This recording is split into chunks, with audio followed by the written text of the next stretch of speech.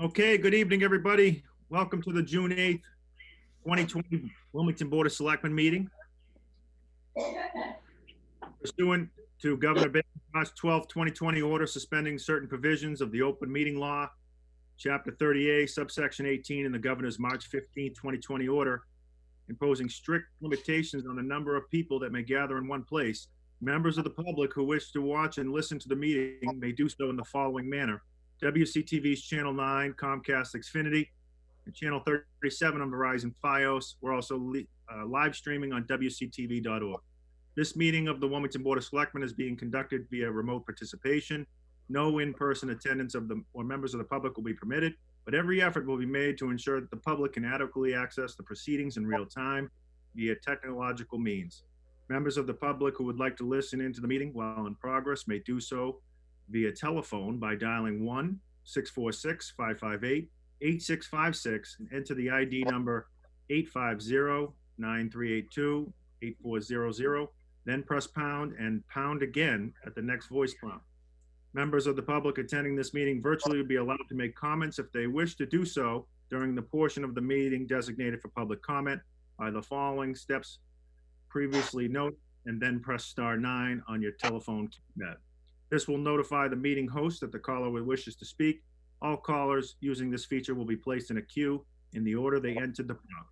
In the event that despite our best efforts, we are not able to provide real-time access, we will post a record of this meeting on the town's website as soon as we are able. And with that, good evening, everybody. I will call for the roll call. Selectman Kyra. Here. Selectman Eaton. Yes. Selectman McCoy. Here. Selectman O'Mahony. Yes, I'm here. And I am here as well. Would you please join me in the Pledge of Allegiance? I pledge allegiance to the flag. United States of America, To the republic for which it stands, one nation, under God, indivisible, liberty, justice for all.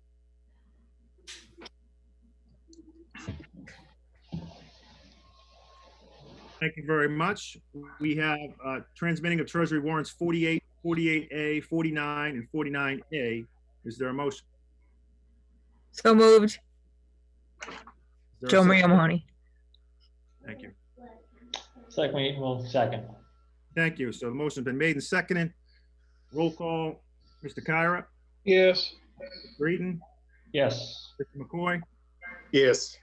Mrs. O'Mahony. Yes. And Mr. Bendel is also a yes, it's unanimous. We have two sets of minutes. One is from September 23rd, 2019. The second is from April 13th of 2020. We'll take them up individually. First for September 23rd, is there a motion? So moved from Selectman Kyra. Thank you. Is there a second? Second for discussion. Sure. Mr. Chairman, if I could, if Bev's listening in, there was a segment of the agenda where they had the owners of Michael's Place in before the board. I recused myself and walked out of the room. So if you want to take me out of that section of the minutes, that would be fine. Thank you, Mr. Chairman. Okay, I just want to confirm, could you just say that one more time so make sure Beverly on the other end who's taking the minutes can get that? Was there a Yeah. Yeah, the minutes of September. It does reflect that he left the room during that time and then when he came back. Yeah, thank you. Thank you, Bev. Okay, any further discussion? No. All right, hearing none, we'll call for the vote. Mr. Kyra? Yes. Mr. Eaton? Yes. Mr. McCoy? Yes. Mrs. O'Mahony? Yes. Mr. Bendel is also a yes. September minutes are unanimous. Moving on to April 13th of 2020, is there a motion? So moved, Selectman Kyra. Selectman Eaton will second. Okay, it's been made by Mr. Kyra, seconded by Mr. Eaton. Any discussion? Hearing none, we'll call for the vote. Mr. Kyra? Yes. Mr. Eaton? Yes. Mr. McCoy? Yes. Mrs. O'Mahony? Yes. Mr. Bendel is also a yes. That's unanimous for April 13th. Thank you very much. And with that, we will move to our 7 o'clock appointment, which is a public hearing. And we are pleased to welcome in Douglas Raymore, pre-construction planner, of Jewett Construction Company on behalf of BIV 613 Main Street LLC for a permit to remove earth from the property located at 613 Main Street. And with that, I will open the public comment and welcome Mr. Raymore. Mr. Raymore, can you hear me? I can hear you. Thank you, Mr. Chairman. I appreciate the board hearing us tonight, and I'd like to defer to Brian McCarthy. Okay, if you could, Mr. Raymore, I know you have a few people here. Maybe just introduce everybody, or if they want to introduce themselves. Sure thing. So as you stated, Doug Remore, pre-construction planner for Jewett Construction. Also on the line here is Brian McCarthy of our RJ O'Connell, civil engineer, Greg Stewart, senior vice president of Jewett Construction, and Greg Hughes of Seon Group. Good evening to all of you. So, Mr. Raymore, I think you said you were going to defer to somebody else, but perhaps you or one of your partners want to describe why you're here tonight. Yes, sir. I'd like to defer to Brian to explain our case. Good evening. My name is Brian McCarthy with RJ O'Connell Associates. We're the civil engineers for the project. The application before you tonight is for an earthwork permit for removal of earth from 16 Main Street. The amount of removal exceeds the ordinance, exceeds the 450 cubic yards of the ordinance. So we have submitted our application for an earthwork permit. What I'd like to do is give you just a brief overview of the site and the project, just so you have context related to the earthwork permit application. And I'm going to share a screen here with some plans. Okay, can everybody see the site plans? Yes. Yep. Okay. All right. So this plan in front of you right now is the overall site, existing conditions on the overall site. The site is located in the light industrial district and the groundwater protection overlay district. It's located on the south side of Main Street. Main Street's up in this area here. See my hand? It's on the south side of that, located behind the commercial businesses that front on Main Street. It's on the south side of the MBTA railroad tracks. The railroad tracks are right here. Access to the site is from Main Street through an access easement on the abutting property. The site itself is approximately 39.5 acres in size. It includes 20 acres of upland area and 19.5 acres of wetlands. The wetlands is the area in the dark green shown on this plan. To the north and east is commercial development, businesses along Main Street. To the south, over in this side here, is Butters Row and residential area. And to the west is undeveloped land and residential beyond. This plan is just a blow-up, zoomed-in version of the existing development. The existing development consists of a large warehouse and distribution facility. It's approximately 412,000 square feet in the area, the building. The existing facility includes 23 loading docks on the southeast side here and 25 tractor trailer parking spaces located here. The existing parking on the site consists of 280 parking spaces located here in the southern parking lot and along the front side of the building along the railroad side.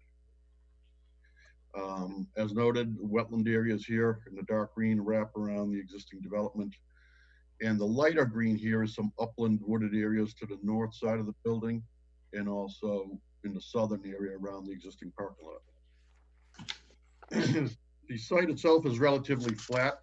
The existing building floor sits at elevation 93, and the wetland grades along this wetland here are at approximately elevation 86. The original development here was constructed in 1983. Stormwater runoff from this existing development ends up in the wetland areas. So the roof runoff discharges right into wetlands, and the runoff from this existing paved area, parking lots and truck areas is piped into the existing wetland area. The stormwater receives minimal treatment right now before it discharges into this wetland area. This plan here is the proposed project. So the use on the property will remain the same, continue to be a warehouse distribution facility. The project involves the demolition of approximately 27,340 square feet of building in this area here to allow construction of 21 new loading docks. The project will also include the construction of a new parking on the north side of the building and an expansion of the parking area on the southern parking area. The total parking provided on the site will be approximately 330 parking spaces. The existing loading dock and trailer parking area on the southeast side will remain the same. The existing access driveway from Main Street will remain the same. And as part of the project, landscaping will be provided within the parking lot areas in accordance with the zoning requirements. The project itself, the grading and drainage of the project is shown on this plan here.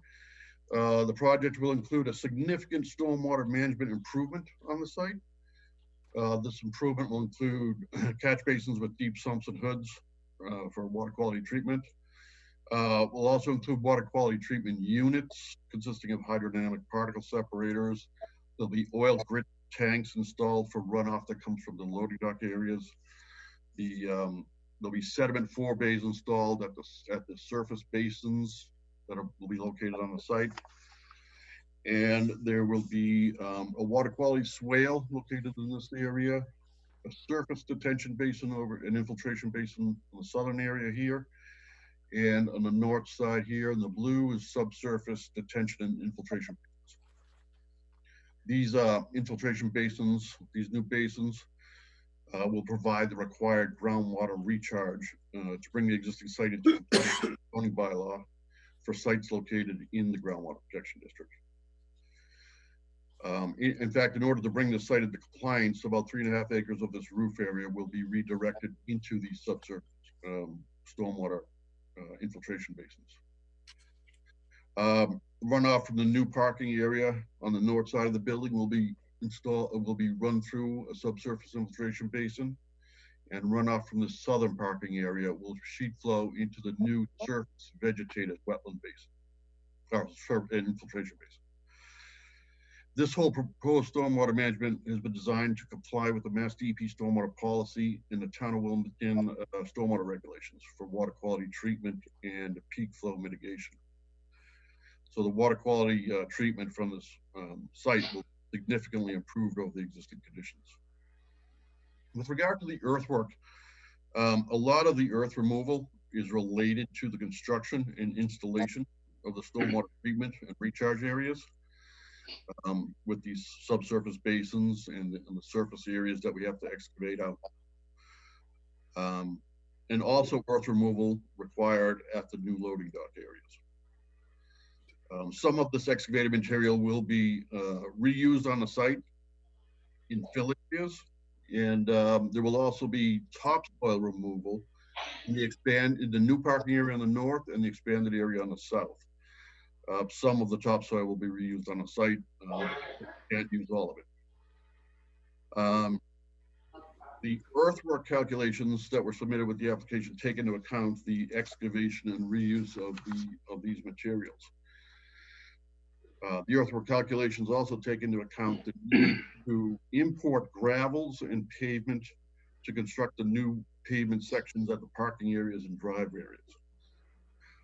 Gravel fill will also be required beneath and around these subsurface infiltration basins. So the earthwork calculations that we completed resulted in the need to export 3,682 cubic yards of material off the site. I should note at this point that there was a discrepancy in the cover letter that was submitted. The cover letter actually noted 3,465 cubic yards of material to be removed. However, the bond amount that was calculated for this is based on the correct calculation that we submitted, which is 3,682 cubic yards. This project has received a special permit and site plan approval from the planning board, as well as a stormwater management permit approval from the planning board. The Conservation Commission has approved the project.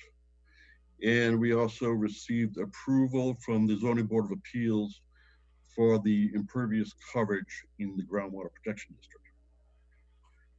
So that's an overview of the project, and we'd be happy to answer any questions. Thank you very much, Mr. McCarthy. Before I open it up to board members and to members of the public, this is a public hearing, so we'll be taking calls in just a moment. Is there anybody else, any of your partners like to comment or add anything else? I don't believe so. I think happy to take questions at this point. Okay, thank you very much for the presentation. First, should I take down these plans? Sorry, should I? You can leave it up if you'd like. Okay, all right.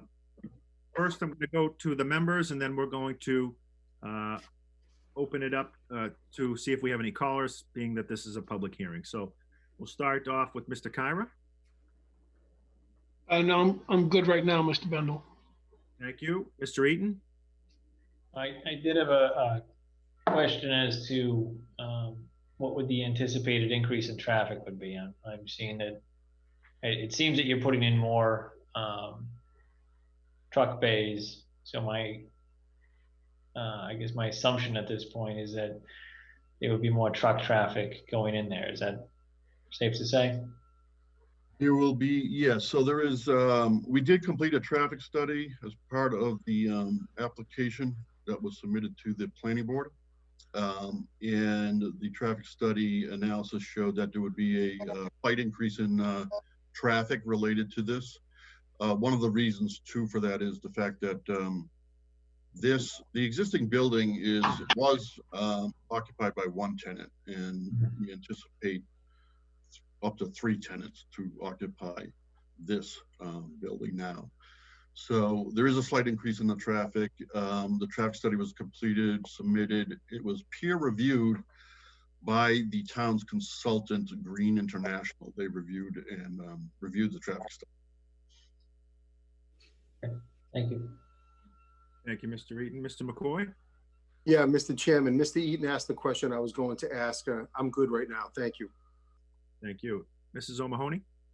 Yeah, the only question that I had was just kind of an anticipated length of time that this project would take from beginning to end. It says the permit doesn't have, it references kind of the expiration date without a date given. So I just didn't know how long of a time period this project was going to take. Greg or Doug, do you want to answer that one?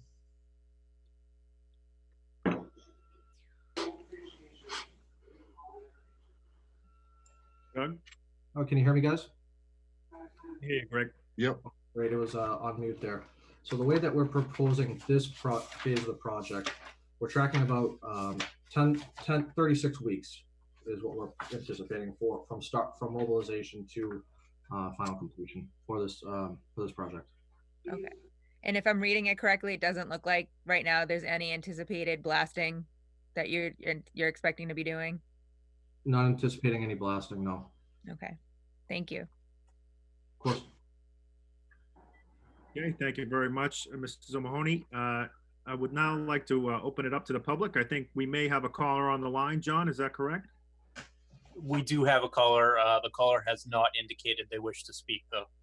Okay, and they're welcome to listen in. I do want to remind folks, if you'd like to call in, the number's on the screen, and that we just ask that you please state your name and address for the record. We'll just hold off for just another moment to see if anybody else would like to make a public comment regarding this public hearing.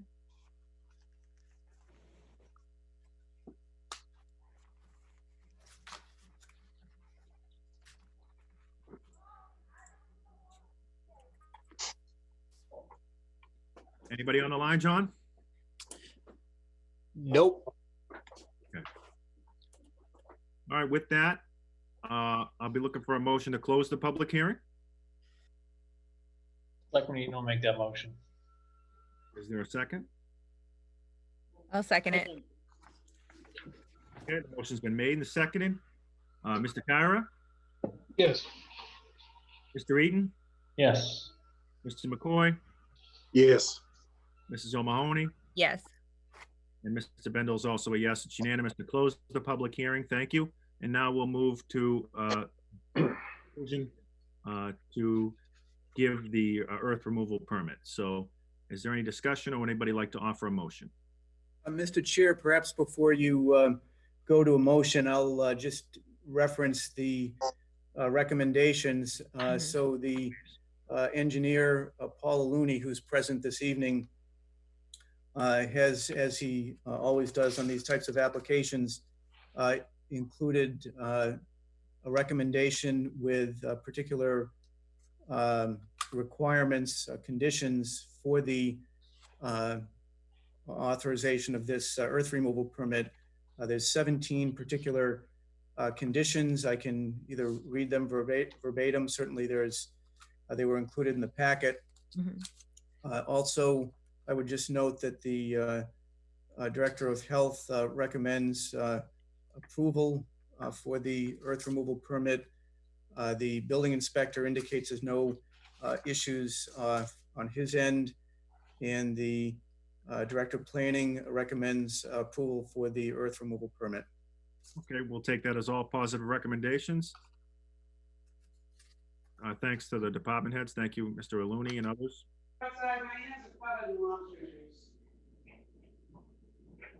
Did any member want to ask another question, make a comment or a motion?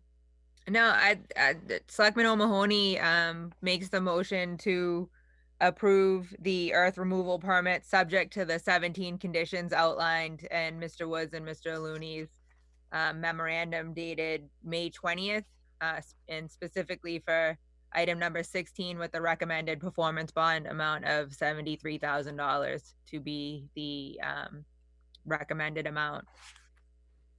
Selectman Eaton will second that. Thank you very much. We have a motion from Mrs. O'Mahony, seconded by Mr. Eaton. Any further discussion? Okay, hearing none, we'll call for the vote. Mr. Kyra? Yes. Mr. Eaton? Yes. Mr. McCoy? Yes. Mrs. O'Mahony? Yes. And Mr. Bendel is also a yes. It's unanimous. So gentlemen, thank you very much for joining us and best of luck. Thank you, Mr. Chairman. Thank you. Thank you very much.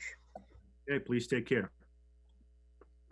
All right, with that, we will move to our second appointment. It's with Shelley Newhouse, our health director, and William Kavanaugh, our fire chief. Update, COVID-19 update, and specifically updates on the reopening and the Coronavirus Aid, Relief, and Economic Security Act. So Shelley and Chief Kavanaugh, good evening. Hi. Thank you both for being here. Maybe we'll start with Shelley. I know you put out some updated numbers this morning. Do you want to start with that good news? Sure. Please? Yep. So we're down to 9 confirmed cases in Wilmington, and I have 2 in quarantine, which is nice. The numbers keep going down. All of our 3 long-term care facilities are doing excellent. No cases.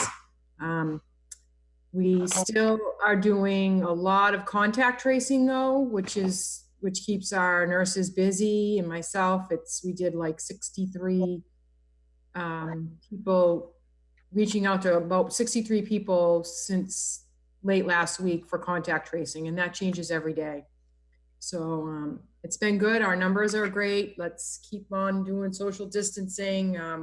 We'll see what happens with these phases since we've been opening, if that changes our numbers a little bit.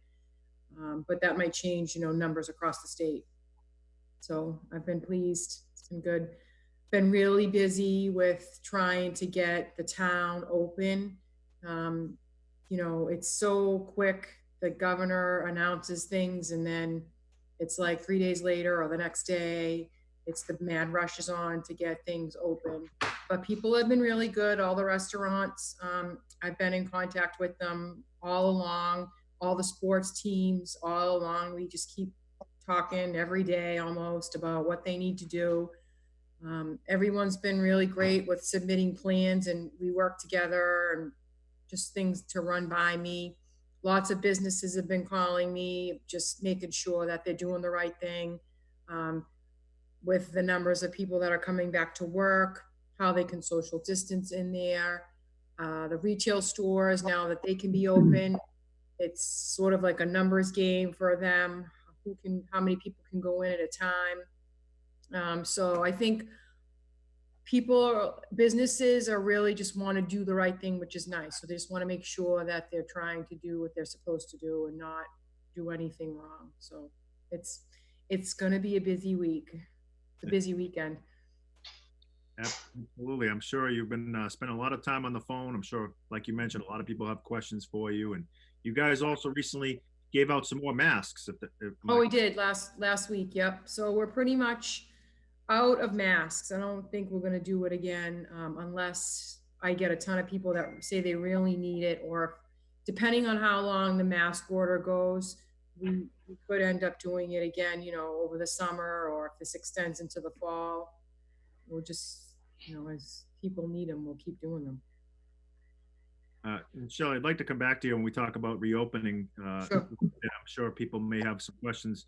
You know, the town put out a memo about parks today, but I want to turn to the chief, because Chief, I know, as an avid scanner listener, the dispatch, police, and fire are very busy. We're still in a state of emergency. And so you want to comment from your perspective? Yeah, thank you for having me. So to echo what Shelley said, we've all been working together with obviously the staged reopening, or the systematic reopening of the town and the state as a whole. A lot of it we've been deferring to Shelley on to make sure that you know, that these tents that are going up at some of the restaurants are within compliance with the health code. And Al Spalding, our building inspector, has been really good about meeting with the restaurant owners and getting them you know, up and running. It is business as usual for us on police and fire. Our dispatch center has seen an uptick in call volume. So at the beginning of this, we did see a slowdown, probably about 4 to 5 weeks of a slowdown in call volume. However, the technical aspect that we're going into the calls was quite a bit more in depth than what we would typically see on our, you know, normal run, due to what they're having to put on for PPE and the precautions they needed to take with cleaning up the vehicles and cleaning up themselves when they get back. That hasn't really changed. We are still seeing quite a few calls where we have our crews taking COVID precautions. So we are still seeing that as in addition to now what we consider regular call volume. So all of the medical emergencies that kind of didn't rear their head during the first 4 to 5 weeks of this pandemic have now gone on the uptick. And like you had said, it is busy again. It's very busy. The other night they were out. They had a triple medical at one point. I know the police had a couple of things going on. So, you know, like I said, business as usual for us down there. Everyone's staying safe. Everyone's healthy. Dispatchers doing a phenomenal job keeping everything straight. So I really can't ask for more than that. Great. Thank you so much. We appreciate your efforts and glad to hear you're all safe. Mr. Hull, I want to give you a chance to chime in here. I know you put out a memo this afternoon, and I want to make sure all board members in the community are aware in regards to opening up of our parks based on the new governor. That's right. So the governor, as you probably know, made an announcement on Saturday about the next stages, so to speak, of the reopening. And so with respect to how that affects us, you'll recall that playgrounds under the initial order were off limits. They are now open per the governor's order. Face covering masks need to be worn for children age 2 and over when they cannot distance in terms of the 6-foot requirement. Fields, the school and town fields, including Yentile turf field, will be open, and groups can use the field at Yentile via permit, as has been the past practice. Again, in terms of contact sports, basketball, football, soccer, lacrosse, activities must be limited, no contact. So it's drills and practices at this point. Games and scrimmages and tournaments are still not allowed. The basketball courts, you'll recall, which were not part of the initial phase, are open. So in addition to the tennis and pickleball courts, which have been open, basketball courts, including Yentile and the Wilmington High School courts, are open. Groups no more than 10 participating per court, including coaches and staff, are allowed. Must limit activities to no contact drills and practice. Games and scrimmages and tournaments are not allowed. The skateboard park is open. Again, distancing practices apply. The beach remains closed pending the situation with the lifeguards. We're still looking at that. I would just note that there's certainly some measure of risk, but from my perspective, similar to the initial opening, I think we need to take the approach that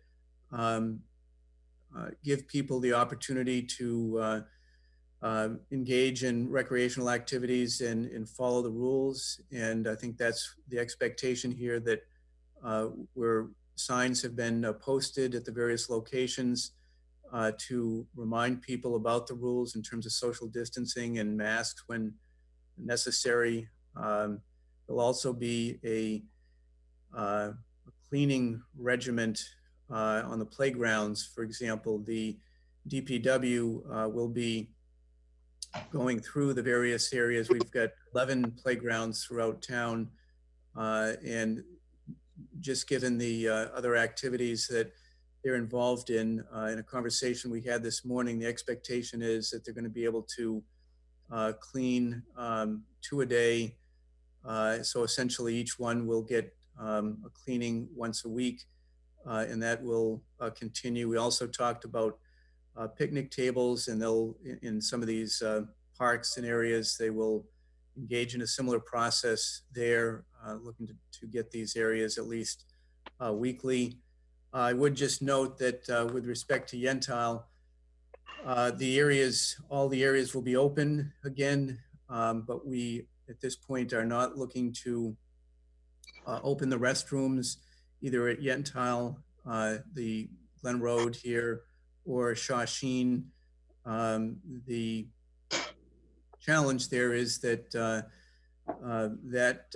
restrooms are one of the major receptors for catching the COVID virus, and the requirements to maintain those facilities is pretty rigorous at this point. So the plan is to continue to keep those restrooms closed for now. And obviously, Mr. Hall, I think a lot of the community will be excited, including myself, to get those parks opened up, some more recreation availability for the residents. But Shelley, is there any last minute caution you want to give folks as they head out to the playgrounds? The weather's been gorgeous, so I know people will be looking to get to those parks. Anything you want to add before they head out? Just really use common sense and remember that COVID is still out there. This isn't because COVID's not present anymore, but even though we're seeing low numbers, the risk of transmission still exists. So wear your masks, wash your hands as soon as you get home from the park, or hand sanitizer when you leave the park, the playground. Just try to keep remembering those things. And the last portion of this, this is Chief Kavanaugh, is we've got the CARES Act. Do you want to describe that? I know we have a memo coming up from you on the communications, but you want to brief the board about that? Sure. So the CARES Act is, it's on the state level right now. What it is, there's a couple different factions of it, but what we're looking at is when President Trump declared a state of emergency, we are opened up to FEMA reimbursement, which will reimburse funds for overtime expended, equipment being purchased, products being purchased. these Zoom meetings, the subscriptions we needed for those, to be reimbursed up to 75% due to COVID. The CARES Act is covering some expenditures on top of that, and they're covering that 25% gap as well as a reimbursement. And it's going to go until it started. The date on the CARES Act was March the 12th, when Governor Baker declared a state of emergency. And it's going to go until December 30th, which anyone who's done federal or state grants will know that that's very unique. Typically, it's a set deadline, set timeline rather, and you have just a certain amount of things that are very structured. In this, we're able to include the continued meals that the schools are putting out, and we're able to put in.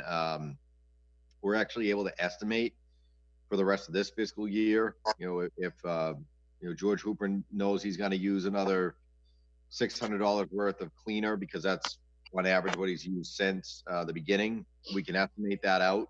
So it's actually a really good thing. It's the government trying to help out the towns to recover from things that were unbudgeted expenses, because none of us really knew that obviously any of this was going to happen, and none of us put that in our budgets to begin with. So we're in the midst of compiling all of that, and all the department heads have sent me their invoices, have sent me overtime, have sent me any of those categories that are falling into it, the schools included. So we're looking at that right now, and hopefully we'll have that in soon. And it's a rolling grant, so we're going to put in multiple times with the expenditures through the duration of this pandemic. Chief, that's great news. Thank you very much. We really appreciate that update. And last thing I want to mention here before we go to the members is that we do have George Hooper on the line, and I want to just give a shout out to him and his department, Public Buildings. They do a lot behind the scenes. I know we're always talking about first responders, but these guys have been working really hard since day one to clean all of our schools and public buildings, put up plexiglass shields for our town employees. So George, we want to commend you and your department, and also DPW, for the great work you've been doing. So thank you. Thank you very much. Thank you. And so this, as I open it up to members, this has been a very fluid situation. We got more guidance on Saturday after we set the agenda Thursday. So we're reopening, and things are happening really fast. So let's see if we have any questions or comments from members. We'll start with Mr. Kyra. Thank you, Mr. Chairman. Once again, Shelley and Chief George and Mike Woods at DPW, thank you for what you're doing day in and day out for the community. Just a quick question, I guess, maybe for Mr. Hull and Shelley, and also Karen Campbell. Would you be revisiting the summer playground program again now that you're starting to open up the playgrounds and allowing various sports to come back? Would you consider opening that up on a limited basis? Would you have that conversation again for July and August? Has that been brought up at all?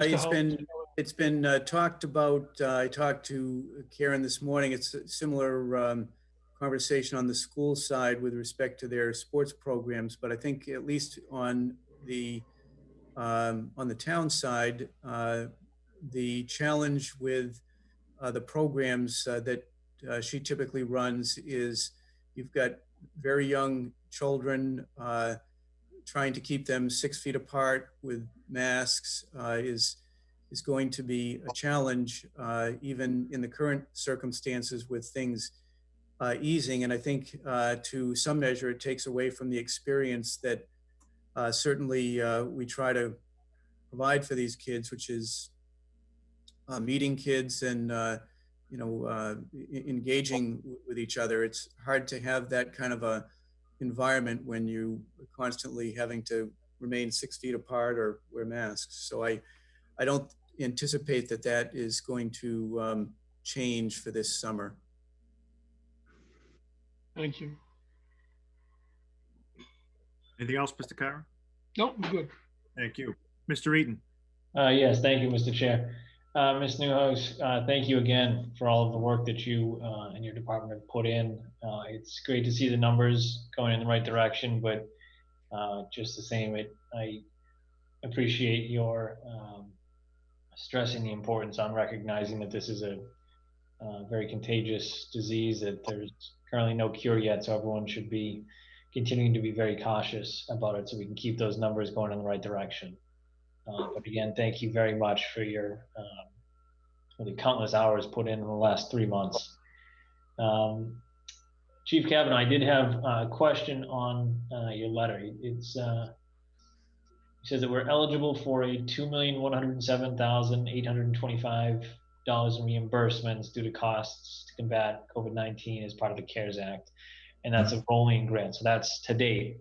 And basically the clock tolls until December 30th of this year, right? So that's just to date, and it's going to continue in all likelihood to, the meter's going to be running, so to speak, for another 6+ months.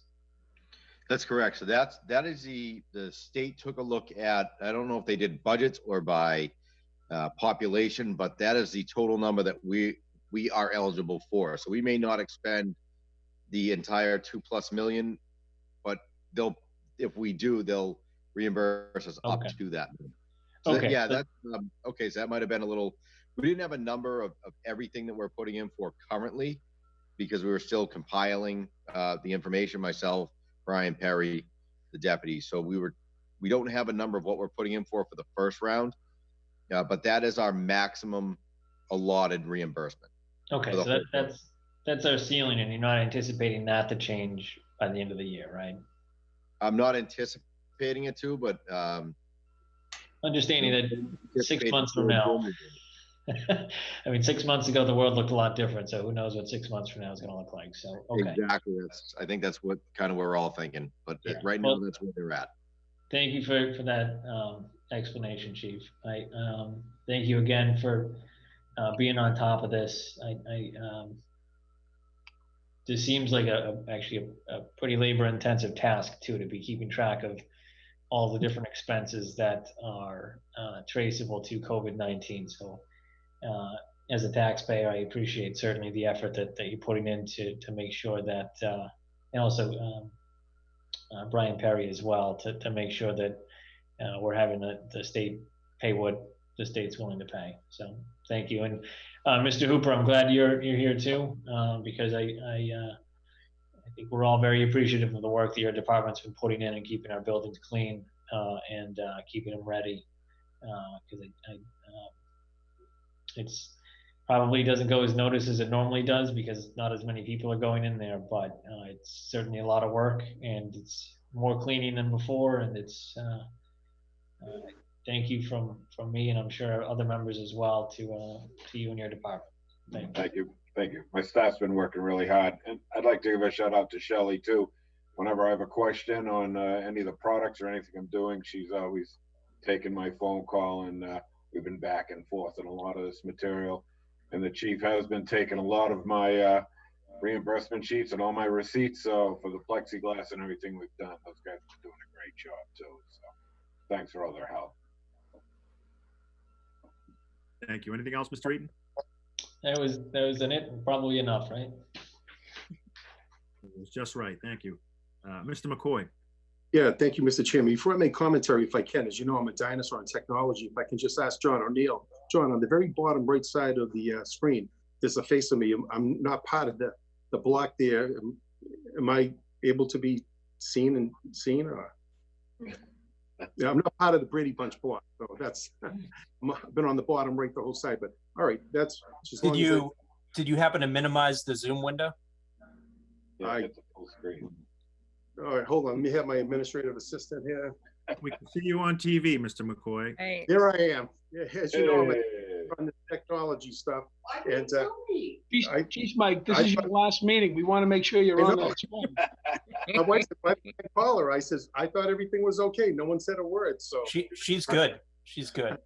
She's a high-tech person. I appreciate it. But no, since first of all, thank you for that moment. I just want to thank the town manager from everybody down that's really done an outstanding job. Our department heads, especially our fire chief, our police chief, Shelley, Department of Public Health. They're all doing an outstanding job. And I know that's too much, but it's nice to see that we're on an upswing where things are getting a little bit more positive. I mean, you know, things seem to be getting a little better, and I hope that is the new trend. That's what we want. And I know the countless hours that everyone's put in, and I know I can reassure folks as well as all the other selectmen that town employees, that our management team is doing an outstanding job trying to keep us safe and to do what they can. I just want to say thank you to all of you. That's all. Absolutely. Thank you. And Mrs. O'Mahony? Yeah, I just want to echo the thanks and the hard work as always. I mean, I love seeing the numbers go down. I have to admit, as things are reopening and, you know, the school year is coming to an end, I'm nervous about the summer with, you know, just having a house full of kids myself. I know what they listen to and what they don't. So I am nervous about, you know, them all congregating. I hope they can do it safely. I'm excited at the idea that Mr. Hooper will hopefully get a little bit of a break from the schools once they're all cleaned out. But it sounds like he's going to be busy with parks. So, you know, I appreciate all that you have all been doing. It's unbelievable. It's not something we could have ever predicted or anticipated. And to see how quickly you stepped up, how quickly you've figured things out, you know, how as things change moment by moment, you're right there to make sure it's all done safely. So, you know, I love that you're doing it so great. And I am sorry that you have to do so much extra on top of your regular work. I do, you know, appreciate, Chief, that you probably weren't thinking 6 months ago you had to keep track of PPEs and other expenditures like this, and you're kind of, you know, new chief, and now you're dealing with all this extra work. So I appreciate all that you all are doing, and I hope if there's ever anything we can do to help you, you don't hesitate to let us know. Thank you very much. Thank you, Mrs. O'Mahony. I just have one question. I obviously echo my colleagues' compliment, both of you, all three of you. Mr. Hull, I do want to ask you a follow-up question to the last time we had a meeting together. We were talking about the lake. I know folks may have questions about that. Could you maybe update us? I know the deadline to apply for lifeguards is coming up, I think, this Friday. Yes.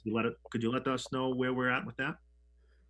So we have, as I understand it, as of today, there are 16 applications that have been turned in. Some of them are individuals who, as you recall from the last discussion, there are oftentimes individuals who return from one year to the next. So one of the things that Karen did was to call upon some of those or all of those individuals to see if they would be interested if the beach, if in fact the beach is open, if they'd be interested. So I think 8 or 10 of those were individuals that have been with us previously, and then we've had another 5 or 6 that, as I understand it from what Karen's telling me, because so many of the other beaches are closing, there's individuals that have expressed interest. So the deadline is the 12th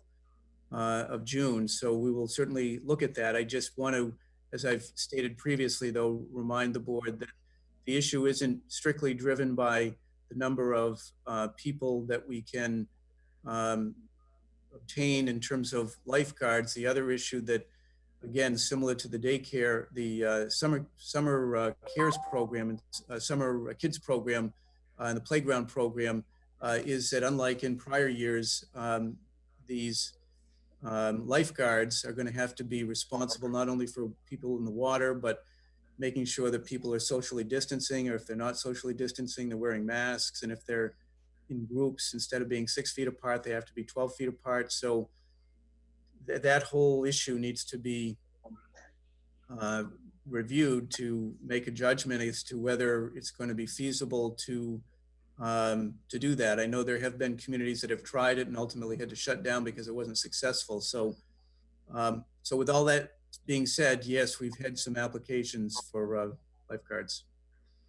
So I guess the bottom line is there's still hope there, and certainly this is the last chance for anybody who may be interested as being a lifeguard for the town. You have till Friday, so hopefully we'll get some good news the next time we talk. But because I know people are really itching to get in the water, and I think Mr. Eaton had a great idea to try to reopen the application process, and I'm sure you'll let us know. I will. And also, while we're kind of under the COVID umbrella, so to speak, certainly one of the elements that COVID has impacted is the town meeting, and George and Shelley, the chief, public works as well, have all been looking at the operation of the options for the setup there. We had a meeting over at the high school this morning. Several of us were out there. And perhaps, George, you can just talk a little bit about the plan at this point with respect to the tent and what we're looking at.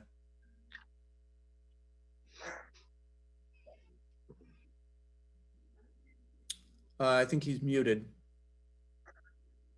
There you go. Thanks, John.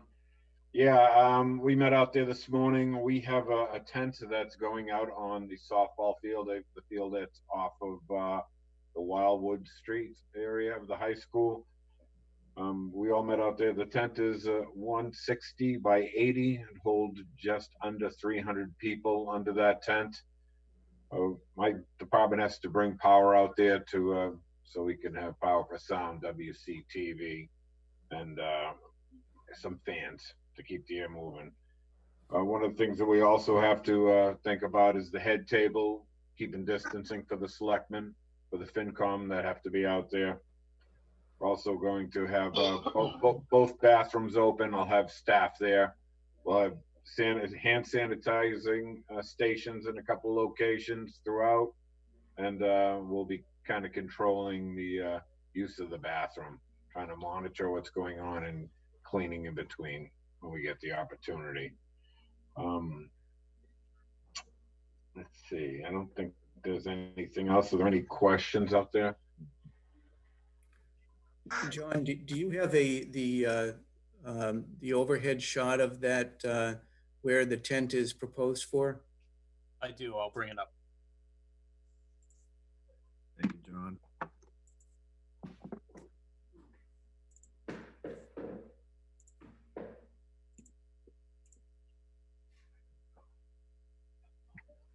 Yeah, if you take a look at this, it's basically along the third baseline.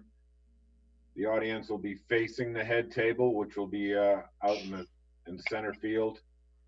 We'll be able to enter this field by two locations off of Wildwood Street and from the concession stand area of the high school. WCTV, the sound system guys, and my power will be in the back area between the third baseline and the fence. And Mr. Hull, could you chime in here? We talked about some additional handicap parking, or folks who may have some mobility issues. We're going to avail some more parking. Is that correct?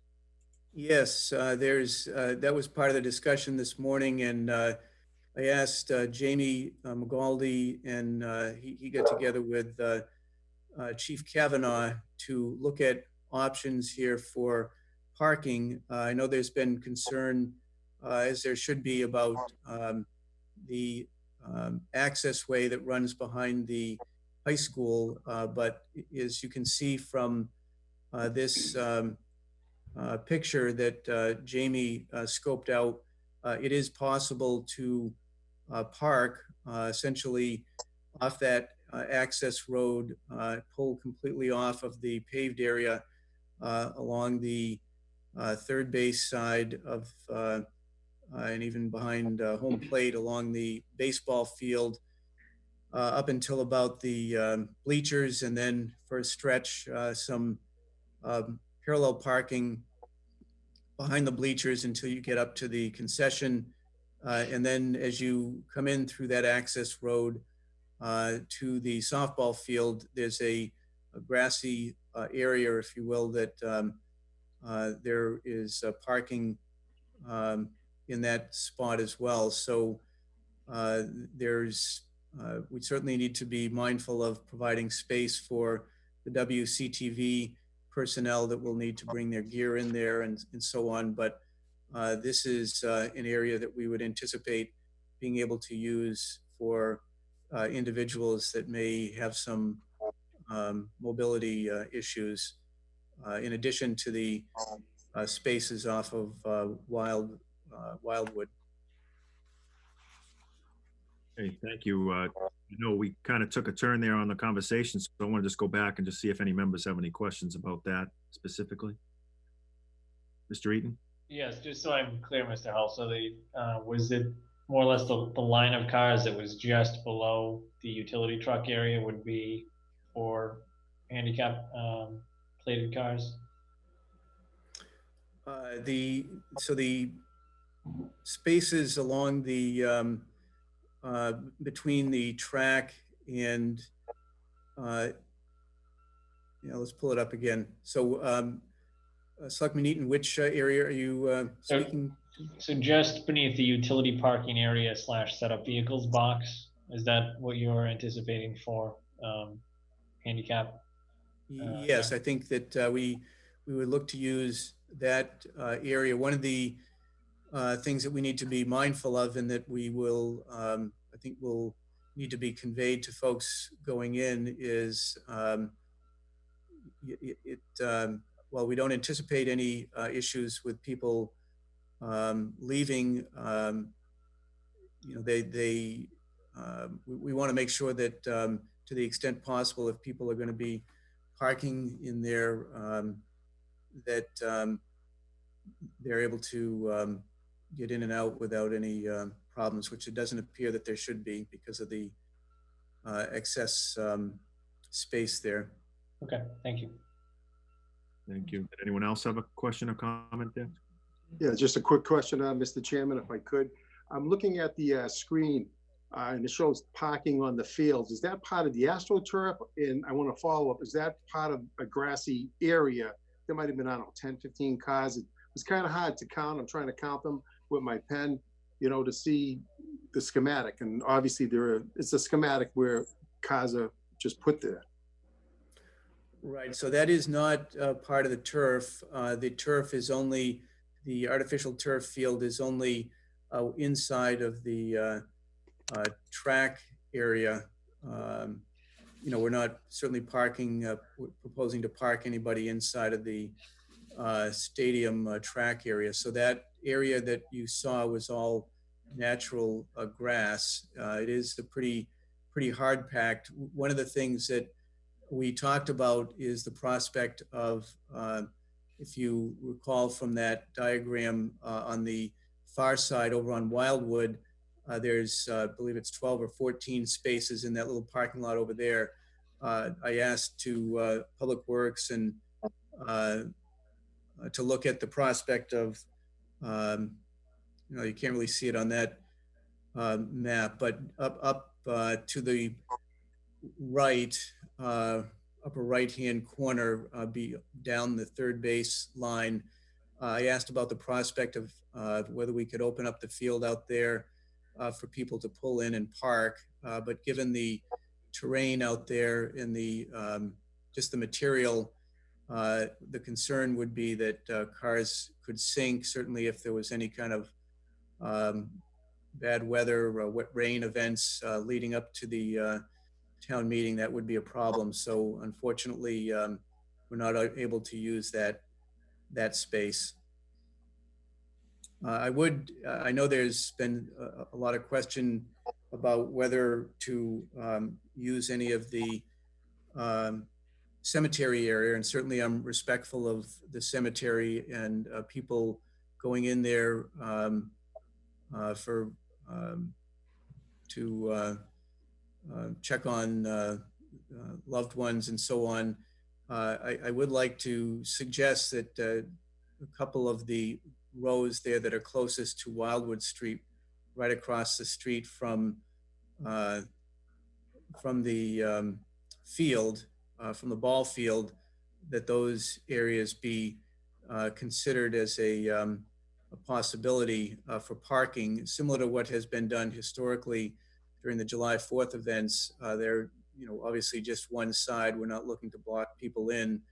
One of the things I'd asked Paul Looney to do was take a look at the distance from the first and second row of parking if we were to use the first or second row closest to Wildwood for some of the parking and the distance, and compare that essentially to the distance from the midpoint of the parking off of Adams Street to the auditorium, and the distance from the Wildwood, those first two streets, is actually shorter to get to the tent than it would be getting from the midpoint of the parking lot to the auditorium, which, you know, typically people park in that space.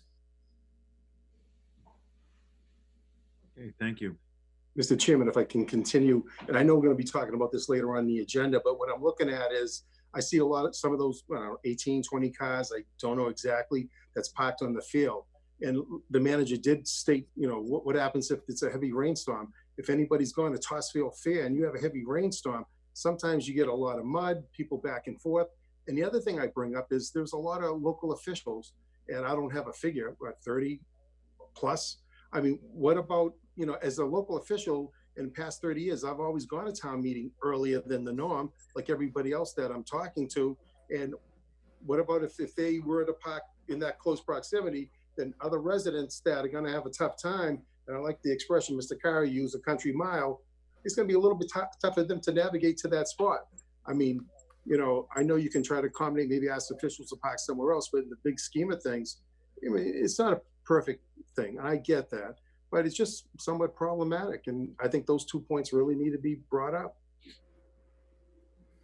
Certainly, if there are suggestions in terms of whether public officials should be allowed to park in some of those areas, and we can come up with a game plan, so to speak. One of the areas that, again, it's I don't know that it's as far as some of the locations, but the spaces that are in front of the high school, when you go in the main entrance there, those, I don't know offhand how many spaces there are up there, but I'm guessing somewhere in the neighborhood of 18 or 20. Those are certainly not as far as the spaces over on Adams Street. Whether those spaces are made available to elected officials or town officials, or, you know, I'd entertain any suggestions on that, or whether some of the spaces that were identified on the drawing that was up a little short time ago here over by the baseball field. I think it could be a combination of spaces available for public officials who are likely going to be there for the whole duration, as well as spaces for individuals that maybe have some mobility issues. Thank you, Mr. Chairman. Mr. Chair. Mr. Kyra. Yeah, just to, the parking spots near the field on Wildwood, those would be designated for handicap parking, and the parking spots that were just shown that are around the back of this high school and up on the grassy area, that's also for handicap. That's all handicap parking, is that correct? Well, certainly the spaces on Wildwood would be designated for handicapped, and I don't know that, you know, we necessarily need to have a handicap placard, but if, you know, if there are individuals that are some of our senior population, I think they would be should be permitted to use those spaces. Again, I think that the spaces that are between the tent, or what is the proposed site of the tent, and the track could be used for handicapped parking or seniors. I don't think we necessarily have to designate all of the spaces that are in the access way for senior parking, but we certainly should target a good portion of those for senior parking. I would definitely suggest that the parking area near the Wildwood be handicap, and that you need a sticker for that. I mean, I'd hate to have someone who's handicapped not have the ability to park in proximity of the meeting, and then walk over there from a distance and see that there are cars that don't have the handicap, placard on there. But also, is the lower parking lot of the library going to be utilized? And would that be blocked off for the town meeting? I mean, there's quite a few spots over there as well. And I don't know if the library is open on a Saturday now with the COVID-19, or if they have limited hours. But I'm guessing that parking area may be a little bit closer than the main high school parking area, and certainly the Swain parking lot. Right, the lower lot would be designated for this purpose. I don't know how, from a distance standpoint, it compares with some of the other spots. As you know, to access the site of the tent, you have to go out to Wildwood Street up to essentially the access point where the 14 spots are. So yeah, if you look at it from this scale, you can see that the parking lot in the upper left side or upper middle part of the picture there.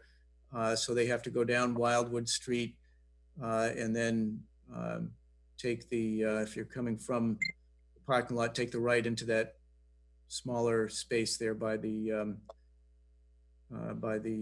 softball field. So that could be a hike for some folks.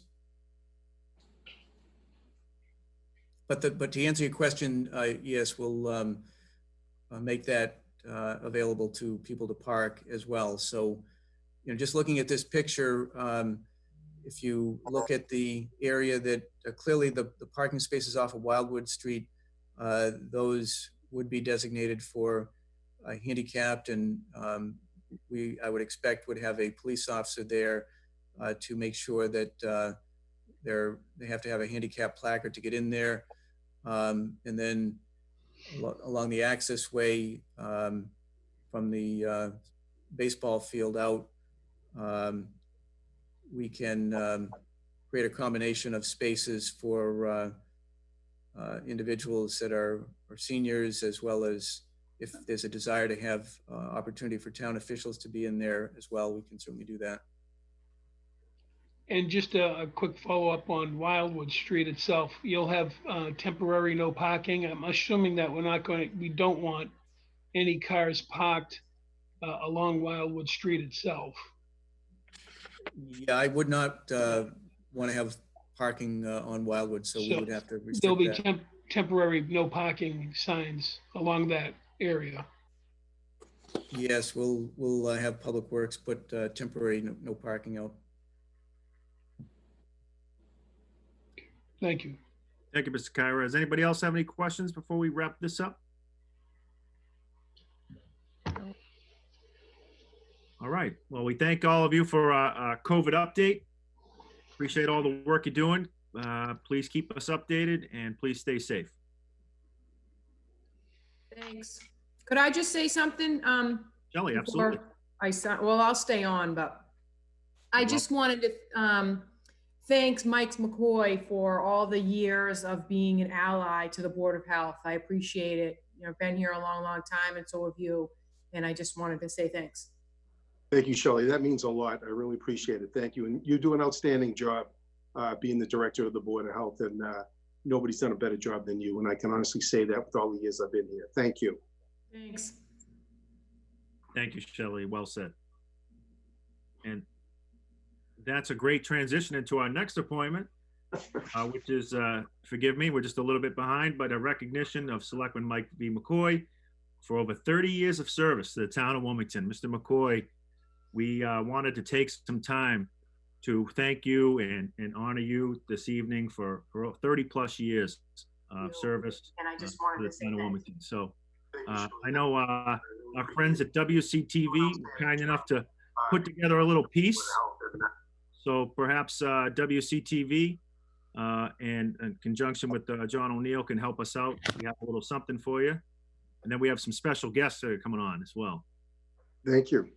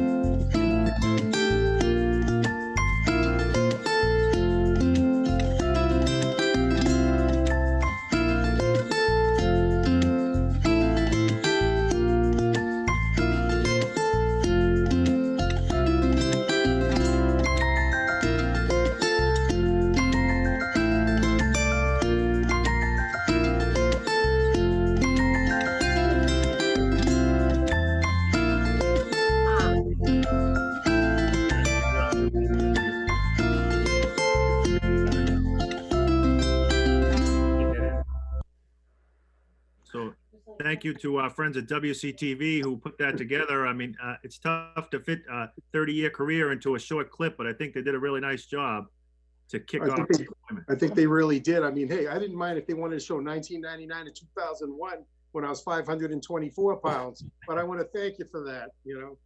They were very gracious. And one of the people you saw in the video is kind enough to join us now. He's a former colleague of yours, former chairman of this board, and he's the current chairman of our Economic Development Committee, Mr. Shampoo. Mike Shampoo's with us. Thank you for joining us. Thank you, Chairman Bendel. Am I being heard? Yeah, I'm not muted. Thank you. Yeah, are you going right into it, or you want to? What's the agenda here? I know.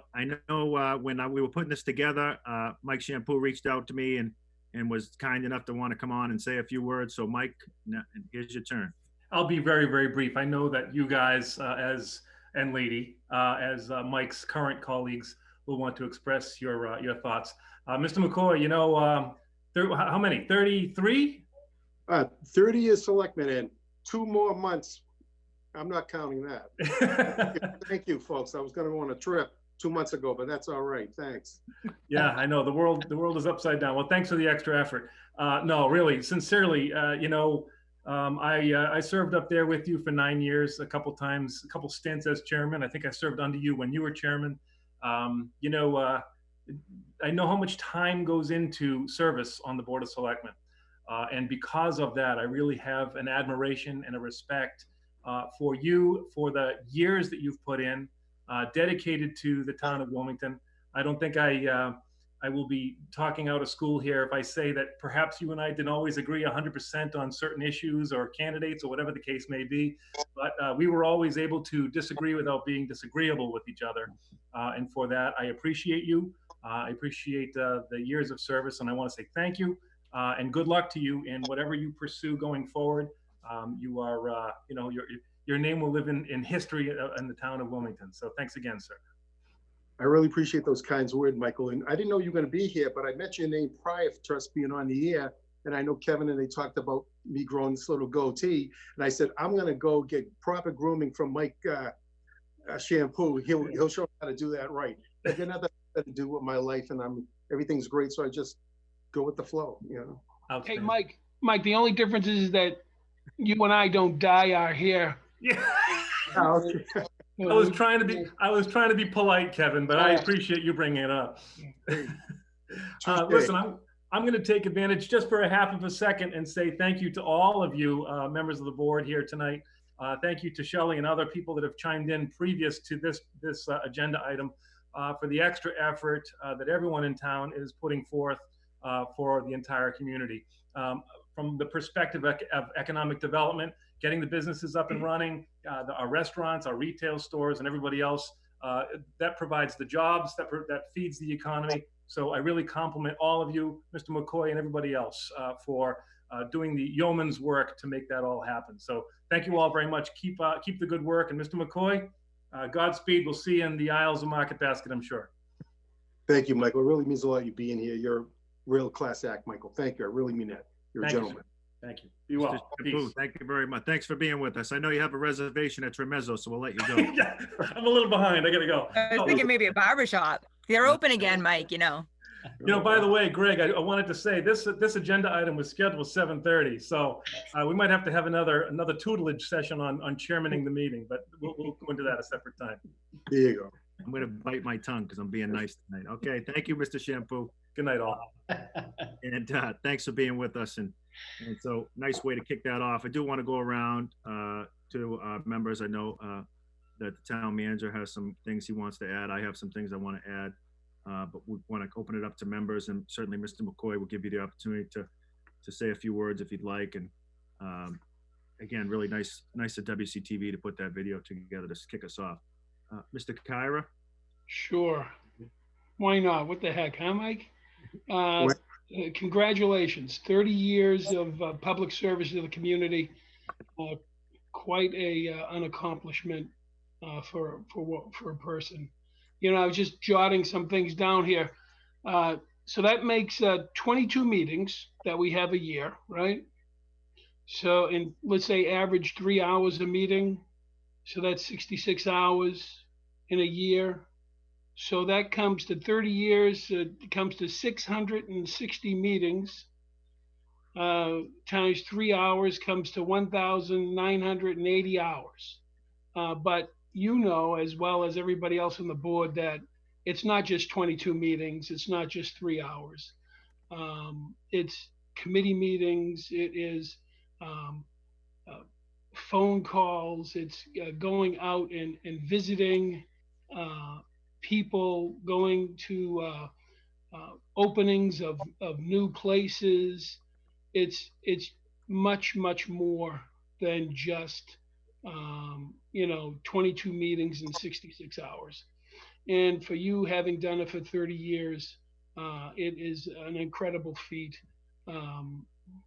certainly, and you deserve congratulations for what you've done and the work you've done on behalf of the community. And I'm sure you'll continue to serve the community in one capacity or another, and I said it before, when you were the owner of Michael's Place and people would knock on your door, you'd be so generous in giving gift certificates and pizzas and everything else. And you were very generous with your time over 30 years as a member of the Board of Selectmen. So congratulations, best wishes, and good luck. And I'm sure we'll see you at many town meetings and probably a selectman meeting or two. Good luck. Thanks, Kevin. I really appreciate those words. It really means a lot. And as all the members on the board know, it's just not the couple of 3-4 hours that we spent constituent need, going to their homes, taking phone calls. There's a lot involved. And not to mention, I also spent 3 years on the planning board too. So we'll have to add that a couple extra hours, that's all. And those were long meetings back then. Thanks. There you go. Thank you, Mr. Kyra. Mr. Eaton, perhaps you want to dive back to 30 years ago. Yeah, when you and I were at the Woburn Street School and Mr. McCoy first joined the board. Mr. McCoy, the last 3 months have certainly provided pretty much everybody with a lot of challenges. And I think one of the unfortunate things is that we have to do this on an online platform instead of meeting face to face. If there's a comment that I've gotten most often over the last 3 months from residents that I've spoken with, it's that the tone and probably demeanor of a lot of the conversations that this board has had seems to be a little bit less formal. It seems to be like we're actually getting along pretty well, and that the 5 members of the board have kind of come together. And part of that is certainly because, well, the situation kind of demands that we focus on the big picture and the challenges that are putting us in this position in the first place. But a big part of that is because people don't really see, if I can peel back the curtain a little bit, and we meet in the town manager's office about 5-10 minutes before each meeting. We can't talk about agenda items because we're prohibited by the open meeting law. So we talk about other things, and we'll talk about whatever it is, if it's an event that's going on around town or if it's family or friends, and we get to know each other a little bit. And then the meeting starts, and then we argue about stuff for 3 or 4 hours or whatever, and then we go home.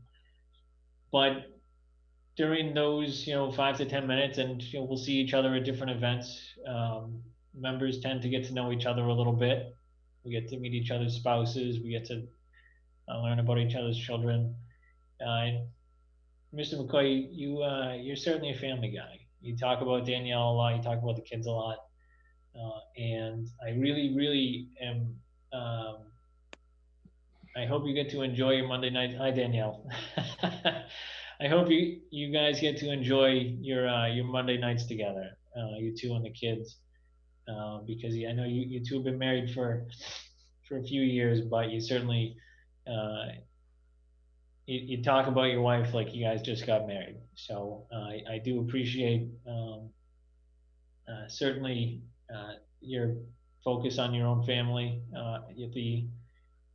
Sometimes the last 3 months feels like it's taken 30 years, but to actually put in a legitimate, as the calendar turns, 30 years on this board is nothing to scoff at. So you and I, again, as Mr. Shampoo alluded, we're not supposed to agree on everything. There's a reason why there's 5 of us up here. we're supposed to bring different perspectives and deliberate on important issues that affect the town.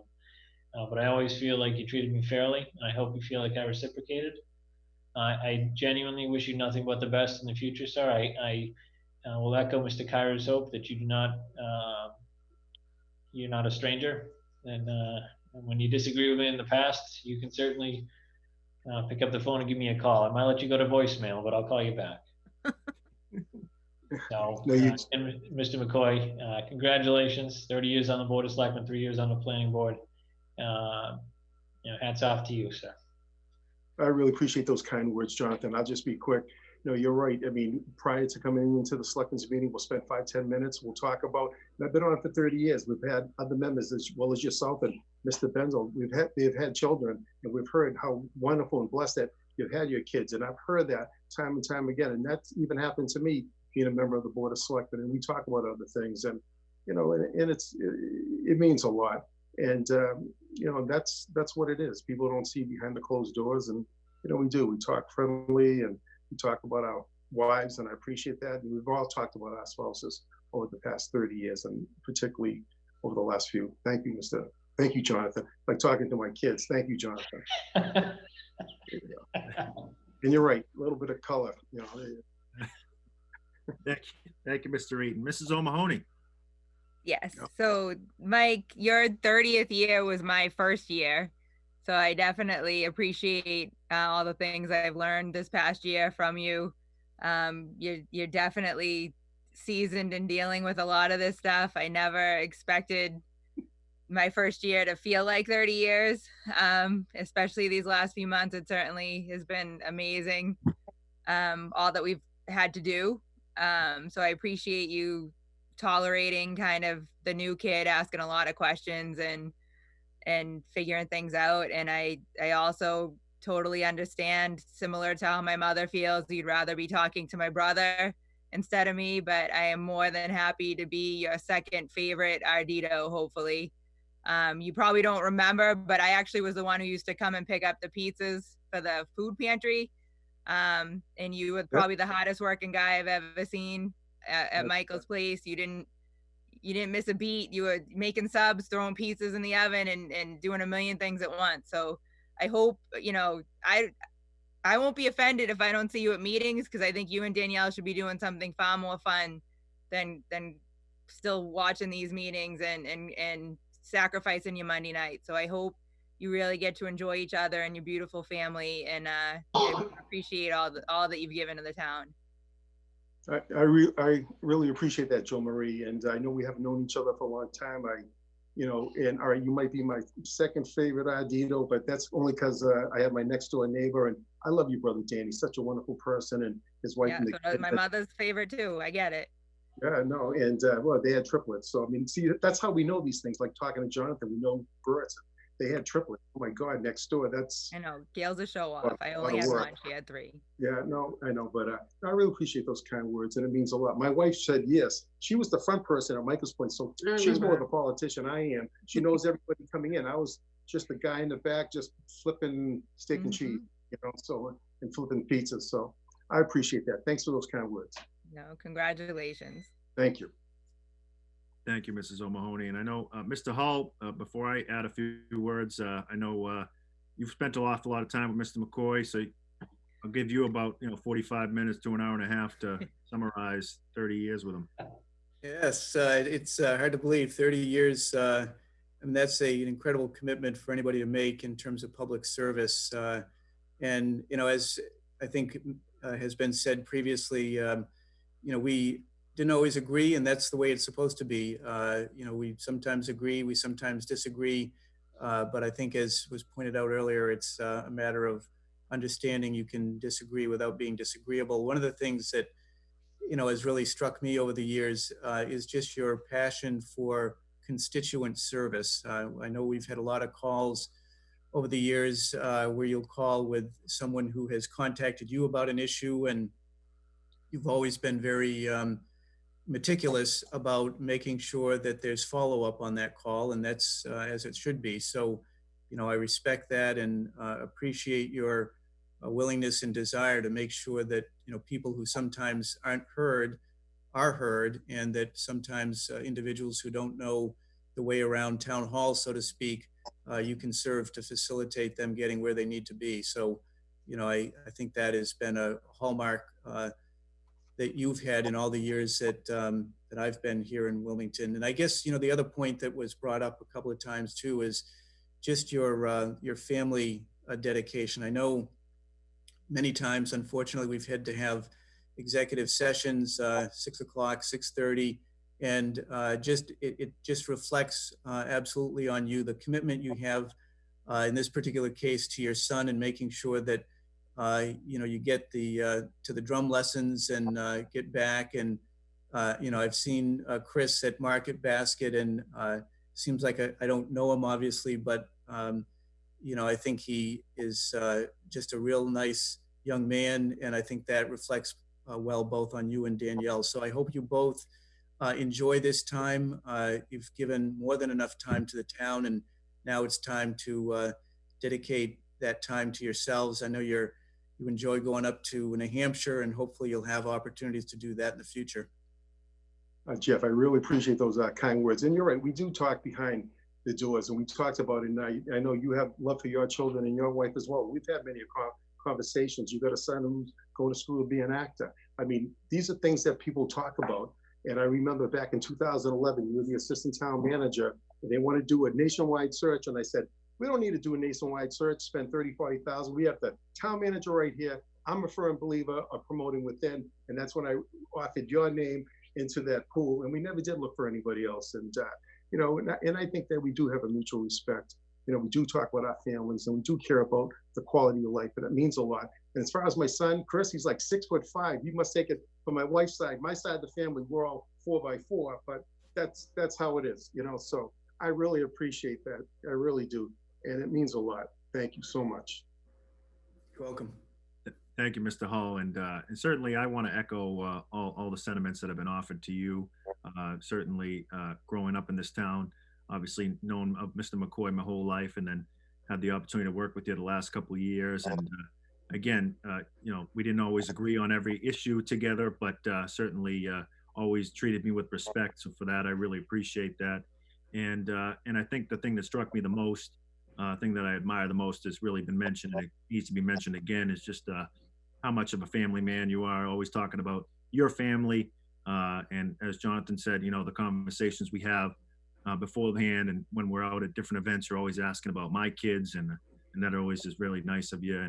And it's no secret that my family is a big fan of Danielle. She's obviously helps take care of my two daughters at the daycare, and they just adore her. And so we want to give a special shout out to her, because I know she's put up with an awful lot for 30 years, and I know she's listening. So bring her on screen. Bring her on screen. And so hi, Danielle. And we know, and Mike Shampoo mentioned it, you know, there's a lot of time that goes into these things. Kevin very astutely added up the hours of just the meetings.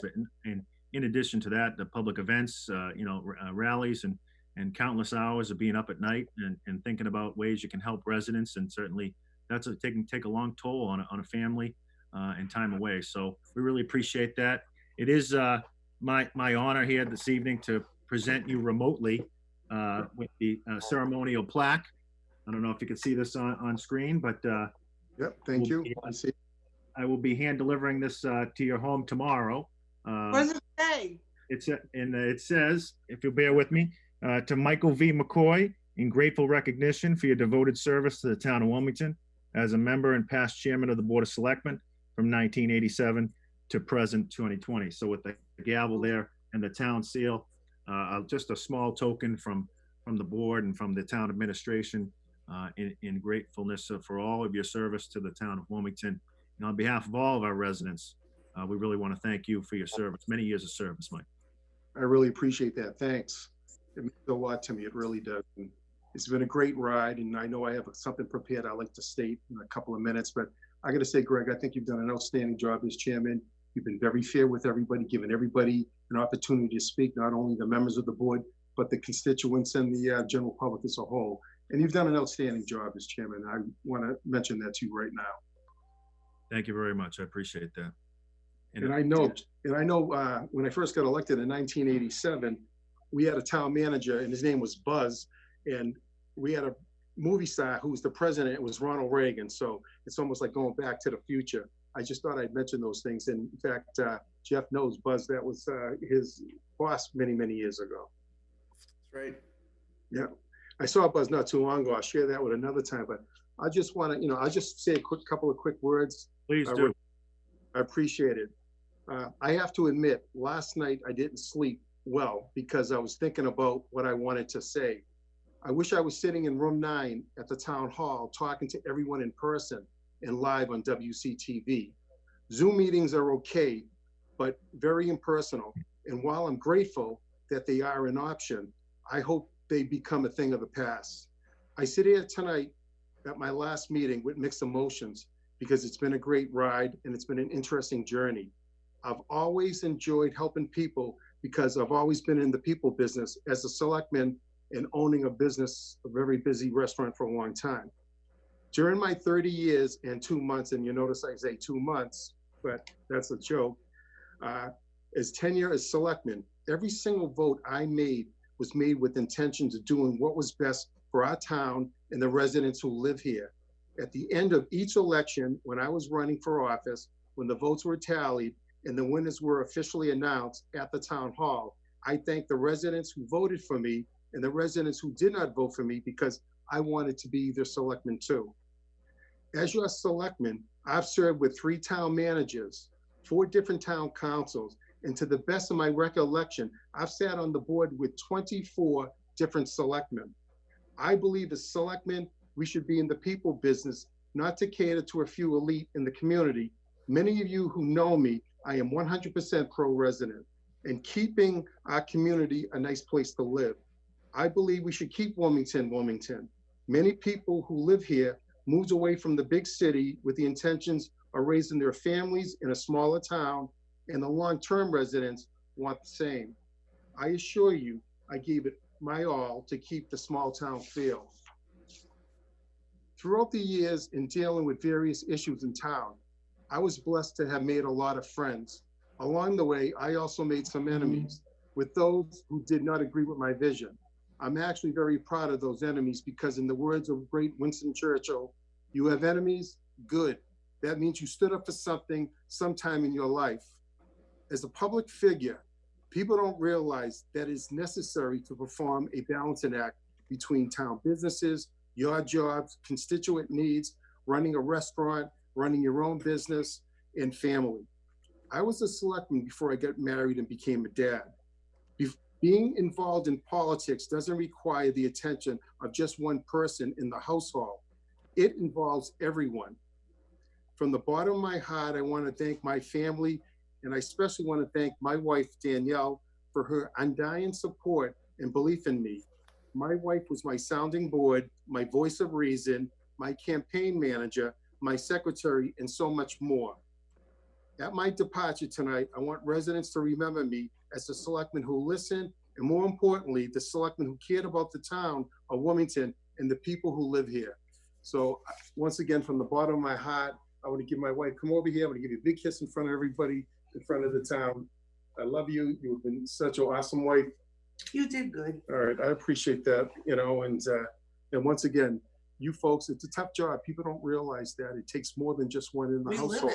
You live it, we live it, your husbands, your wives, your children live it, and it's a tough, and at the end of the day, it gets tough, and we try to do our best, and I hope to think I serve the town well. And once again, I want to thank you from the bottom of my heart. Thank you. Well said. Thank you. Thank you very much, Mr. McCoy. I really appreciate it. And it's obvious that, you can tell just by your emotions here that it means a lot to you. No, thanks. I do. Thank you. Thank you. So John, maybe we could just put that one last time up on the screen. That thank you to Mr. McCoy as we 30 years of service, or more than 30 years, and obviously a couple extra months that he didn't plan on. But again, Mike, from all of us and all the residents, thank you very much. All right. Once again, thank you, Mr. Chairman. Thank you all to the board. And I'll make a promise right here and now. I saw some past pictures. Unfortunately, since I sold the restaurant, I've been in a celebratory mood. Unfortunately, I gained 90 pounds of all those pounds I lost. So I'm gonna make a promise tonight. I'll try to get back on the stick and try to get back to that wonderful weight again. Thank you. That sounds good. Thanks. Okay, so we're gonna move on to communications. Mr. Hull? Yes, Tough transition, but that's a tough act to follow. But again, Mike, thank you for your years of service to the town. Thanks, Jeff. First item under communications is a memo that was mentioned earlier from Chief Kavanaugh. This is with regard to the CARES program, which was talked about previously. I'll just highlight some of the items that are eligible costs. They include unbudgeted overtime costs, equipment, cleaning and disinfecting supplies, additional personnel costs associated with public health administration, personal protective equipment, costs associated with training employees, the whole telecommuting issue that we've been dealing with, and IT costs associated with the virtual meeting platforms that we've been doing now for the last few months. I want to give Bill Kavanaugh a shout out for taking this on amongst his other responsibilities, including the grant, the SAFER grant for our fire folks. So he has been the point person here and will continue to be the point person in terms of this rolling application for funding that will relieve some of the challenges, financial challenges anyways, that we've been dealing with from COVID. Next is a memorandum from me with respect to the transfers that I'm going to be looking for, requesting that the Finance Committee authorize use of funds in their reserve account. So you'll recall, as has been the practice typically at town meetings, there is a transfer article, and every year, you know, in spite of our best efforts, we're projecting a budget that essentially is 12 to 18 months in the future, and a lot can change during that period. So inevitably there are budgets where the amount expended exceeds the amount that was authorized, and we need to square that up, so to speak. So the practice has been that we go to town meeting and there's a particular article that deals with transfers. We look to identify accounts that have funds that will not be fully expended and take those funds and match them up against accounts that are running a deficit. In this year, as you know, our town meeting is on June 27th, and it's certainly my hope and expectation that the meeting will go off as planned, but looking to be prepared, so to speak. My approach this year is to look to the Finance Committee to take those funds from the reserve account at the moment, and we're finalizing this, and I say we, including Brian Perry. We're looking at an overtime issue in the dispatch of approximately $100,000. We'll be looking for a transfer from a reserve account there. The police is going to be somewhere in the $35,000 to $40,000 area. The town meeting in and of itself is going to have an additional cost that was certainly unforeseen, so we're going to need to cover that.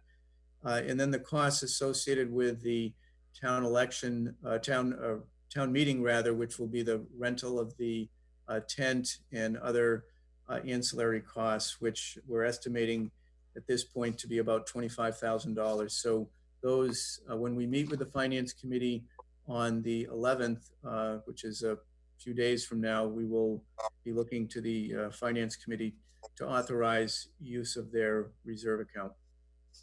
Mr. Chairman, just a question to Mr. Hull. Yep. On the $25,000 for the annual town meeting, and I don't know if this can be done or not, and you know better than I, Brian Perry would know better, but we have $25,000 set aside for the 4th of July, which is not taking place. So instead of taking from the reserve account, can you allocate that $25,000, because it's going to be money not spent but budgeted, to the annual town meeting? So you're not taking money out of the reserve account?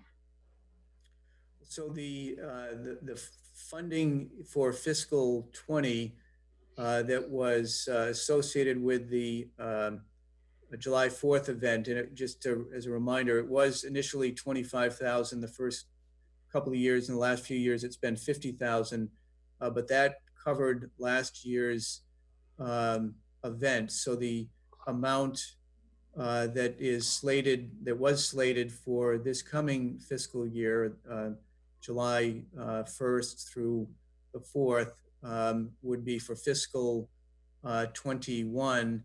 And if you recall, in the budget reductions that I'm looking to make to offset our revenue decline, I'm taking that $50,000 that was slated for appropriation and applying that against the reductions. Thank you. Next is a letter from Brian Perry. This is to the Board of Selectmen, and it is with regard to the grants that the town has received in fiscal 20. And there's quite a number, as you will see here. There was a spreadsheet included. Essentially, the total amount is $3,385,180. And it ranges from library grants, which is a state grant that is received annually, elderly services. There's money that was received through the MWRA Water Sewer Authority. Dispatch has obtained some grants, the SAFER grant I mentioned earlier, as well as a few others here. And so these, what is going to be happening now going forward is that this once a year, the finance director is going to be presenting the board with the total account of the grants that have received in the given fiscal year. And at the meeting on the 22nd, it will be my request that the board essentially accept these grants. This is a practice that Brian advised that we should be doing as a matter of course. And so we will begin that process this year. So on the 22nd, under board to consider, we'll have an agenda item for the board to consider accepting these grants.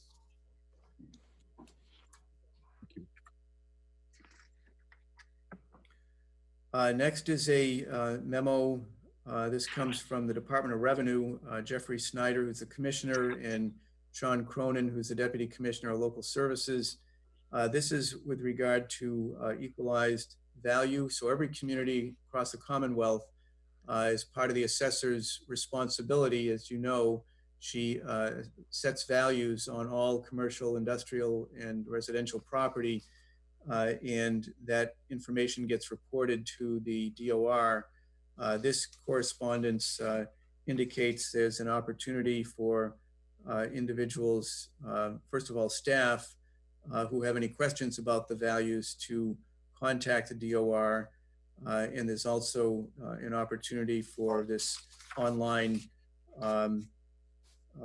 public hearing that people can participate in. I know in talking to Karen Rashis, she has been in touch with DOR and is comfortable with the values that the Department of Revenue is recommending or is established for the town of Wilmington.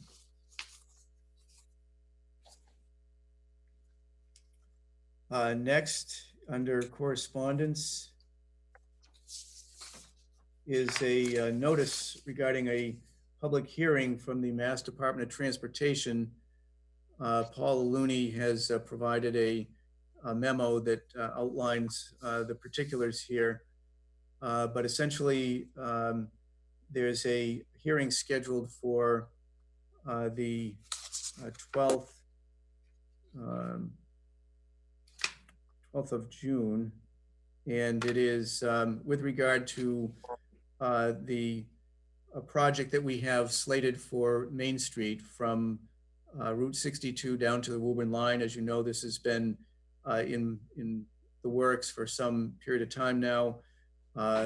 You'll recall that the town's engineering firm, Green International, presented the plans to the Board of Selectmen a couple of years ago. This is the next stage. Typically, they would have a meeting where they would do it in person. Obviously, in light of the current circumstances, that isn't possible. So essentially, there's a site that people can go to, and they would receive a video presentation that describes the particulars about the project. It's www.massdot.state.ma.us/highway. And this information will be provided about the project. There's also a comment period that people can offer any comments that they choose to make.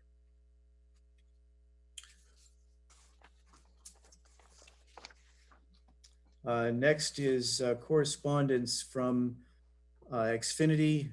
This is correspondence that we get on a relatively frequent basis with regard to changes in their program lineup. They just note that they'll be no longer available for new subscriptions, the so-called Super Triple Play, Signature Triple Play, Select Triple Play, Standard Triple Play, Super Double Play, Signature Double Play, Select Double Play, and Standard Double Play. So all this information that it is provided to the board is also sent out to subscribers. Okay, thank you very much. Do any members have any questions or comments on correspondence? Okay, hearing none. Thank you, Mr. Hall. We'll move in to board to consider, but before we do, I just want to remind folks that after board to consider, we'll have public comment. If you'd like to call in, the number is on your screen in green, 646-558-8656, and then the ID number, and press 9 to let us know you'd like to speak. Okay, but first we'll move into board to consider, Mr. Hall. Yes, so the first item is a letter from Samantha Reef. Once again, she is proposing a date for the, this would be the 5th annual Wilmington Vigil. Samantha is as you know, is the Health and Recovery Coordinator, works with the police department, and this event is slated, she's requesting the date of September 21st from 5 p.m. to 10 p.m. And this is really an opportunity for remembering those who have perished as a result of substance abuse struggles, and also to commemorate or honor those who have been able to weather the storm and make it through. And so this is planned for the town common, again, 5 p.m. to 10 p.m. And she is asking that the board authorize this. Obviously, she understands and recognizes that it's subject to where we stand in September with respect to COVID. Okay. Is there a motion? Selectman Eaton will make that motion. Selectman O'Mahony will second it. Thank you. The motion's been made by Mr. Eaton, seconded by Mr. O'Mahony. Is there any discussion? Hearing none, we'll call for the vote. Mr. Kyra? Yes. Mr. Eaton? Yes. Mr. McCoy? Yes. Mrs. O'Mahony? Yes. And Mr. Bendel is also a yes. It's unanimous. Thank you.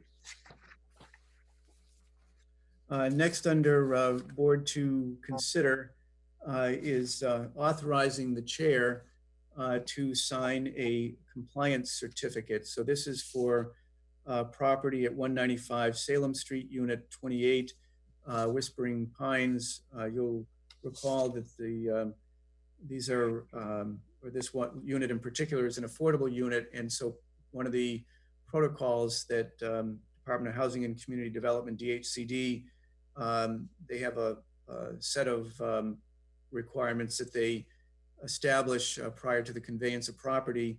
The requirement in this case is to confirm that the unit is still being sold as an affordable. I know that Kristen Coster, at least I believe she's on the the meeting here, and perhaps she may have some comments to offer as well. But the intent basically is to authorize that everything is in compliance with respect to this this transaction. I think Mrs. Costa had to step out, so. Okay. She was here, but I think we ran a little late, so. So just noting the particular point here, the compliance certificate in part indicates the total consideration to be paid to the grantee for the purchase of the property is $178,272. The total consideration to be paid by the purchaser is $181,837, and the difference is a resale fee. So that is the amount for that transaction. I'll make a motion, Selectman Kyra, to authorize the chairman to sign the compliance certificate relative to the sale of 195 Salem Street, Unit 28. Thank you, Mr. Kyra. Is there a second? Mike McCoy will second that. Thank you, Mr. McCoy. The motion's been made and seconded. Any discussion? Hearing none, we'll call for the vote. Mr. Kyra? Yes. Mr. Eaton? Yes. Mr. McCoy? Yes. Mrs. O'Mahony? Yes. Mr. Bendel is a yes. It's unanimous. Thank you. Next is a request for additional election workers. As you know, Tina Conway is still in the process of preparing for the upcoming election that would be held on the 20th, and she had two names that were originally presented last week, which are in your packet. I did receive a call from her today that she heard from an additional individual over the weekend, so I'll add this person's name to the mix as well. But the individuals that she is asking the board to appoint would be Joshua Rainan and Jane Wozbecki, and then the last person that apparently contacted her over the weekend, expressed interest, is a gentleman by the name of Sean Scott. Each of these individuals are residents of Wilmington. Okay, is there a motion? Second, will make that motion. Thank you. I'll second the motion. Thank you. The motion's been made by Mr. Eaton, seconded by Mr. Kyra. Is there any discussion? Hearing none, we'll call for the vote. Mr. Kyra? Yes. Mr. Eaton? Yes. Mr. McCoy? Yes. Mrs. O'Mahony? Yes. Mr. Bendel is also a yes. It's unanimous. Thank you to those for their willingness to help out. And Mr. Hull, before you introduce our next board to consider, I want to welcome in our town moderator. Robert Peterson is here. Thank you, Mr. Moderator. Thank you, Mr. Chairman. So this issue was discussed at some of the prior meetings. As you recall, we're still gearing up for the annual town meeting, and one of the issues that has been discussed at various points is the prospect of whether to push forward with all the articles at annual town meeting, or whether consideration should be given to perhaps postponing certain articles. Just to be clear, in conversation with Mark Rich, our town council, he has reminded me that the warrant, once the warrant has been signed and posted by the Board of Selectmen, the warrant is live, so to speak. So there is not an opportunity at this point for the board at a Board of Selectmen's meeting to take any action on those articles that have been posted. They're out there for consideration. What could potentially happen if board members were so inclined would be that at the town meeting, a motion could be made on one or more articles to consider postponing an article to a date and time certain at a special town meeting to be determined at a later date. So I think there's been certainly some concern about some of the articles, including the articles with respect to a senior center, and whether the constituents that would be most interested are going to be able to make it to that meeting. So that was really the purpose for putting this on the agenda, to give the board an opportunity to discuss your thoughts on whether to pursue that. And certainly the moderator has a significant role in that conversation as well. Thank you, Mr. Hull. Yes, I'd like the opportunity to have the moderator say a few words if he so chooses. I also welcome in Town Council. Mark Rich is joining us from what appears to be in typical Eaton style from your vehicle.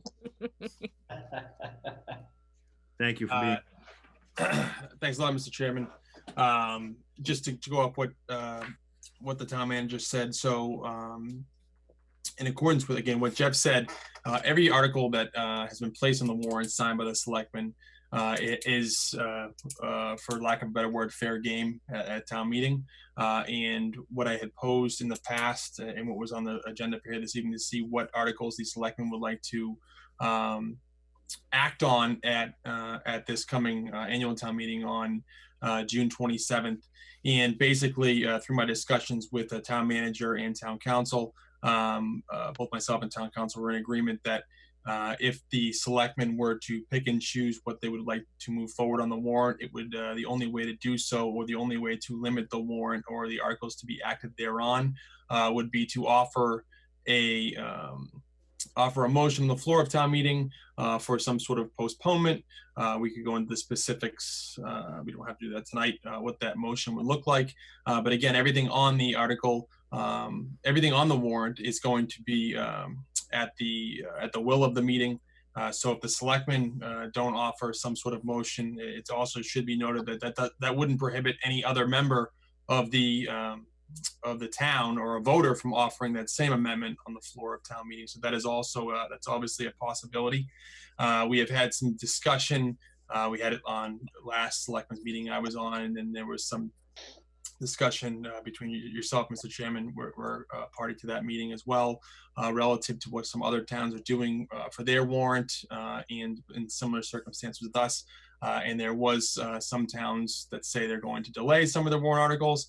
But I can tell you that going through my my Google groups, we have this thing for the Mass Monitors Association called Gavel Line, and I've been kind of following what people are doing. There is a number of towns who are severely limiting the warrant. There are also other towns that say they're going forward with their entire warrant.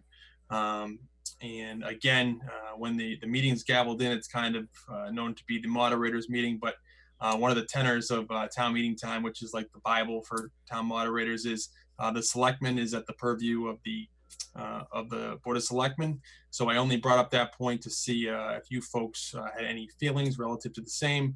And again, if you wanted some of the specifics with how you would go about postponing your article, I'm sure town council and myself could chime in.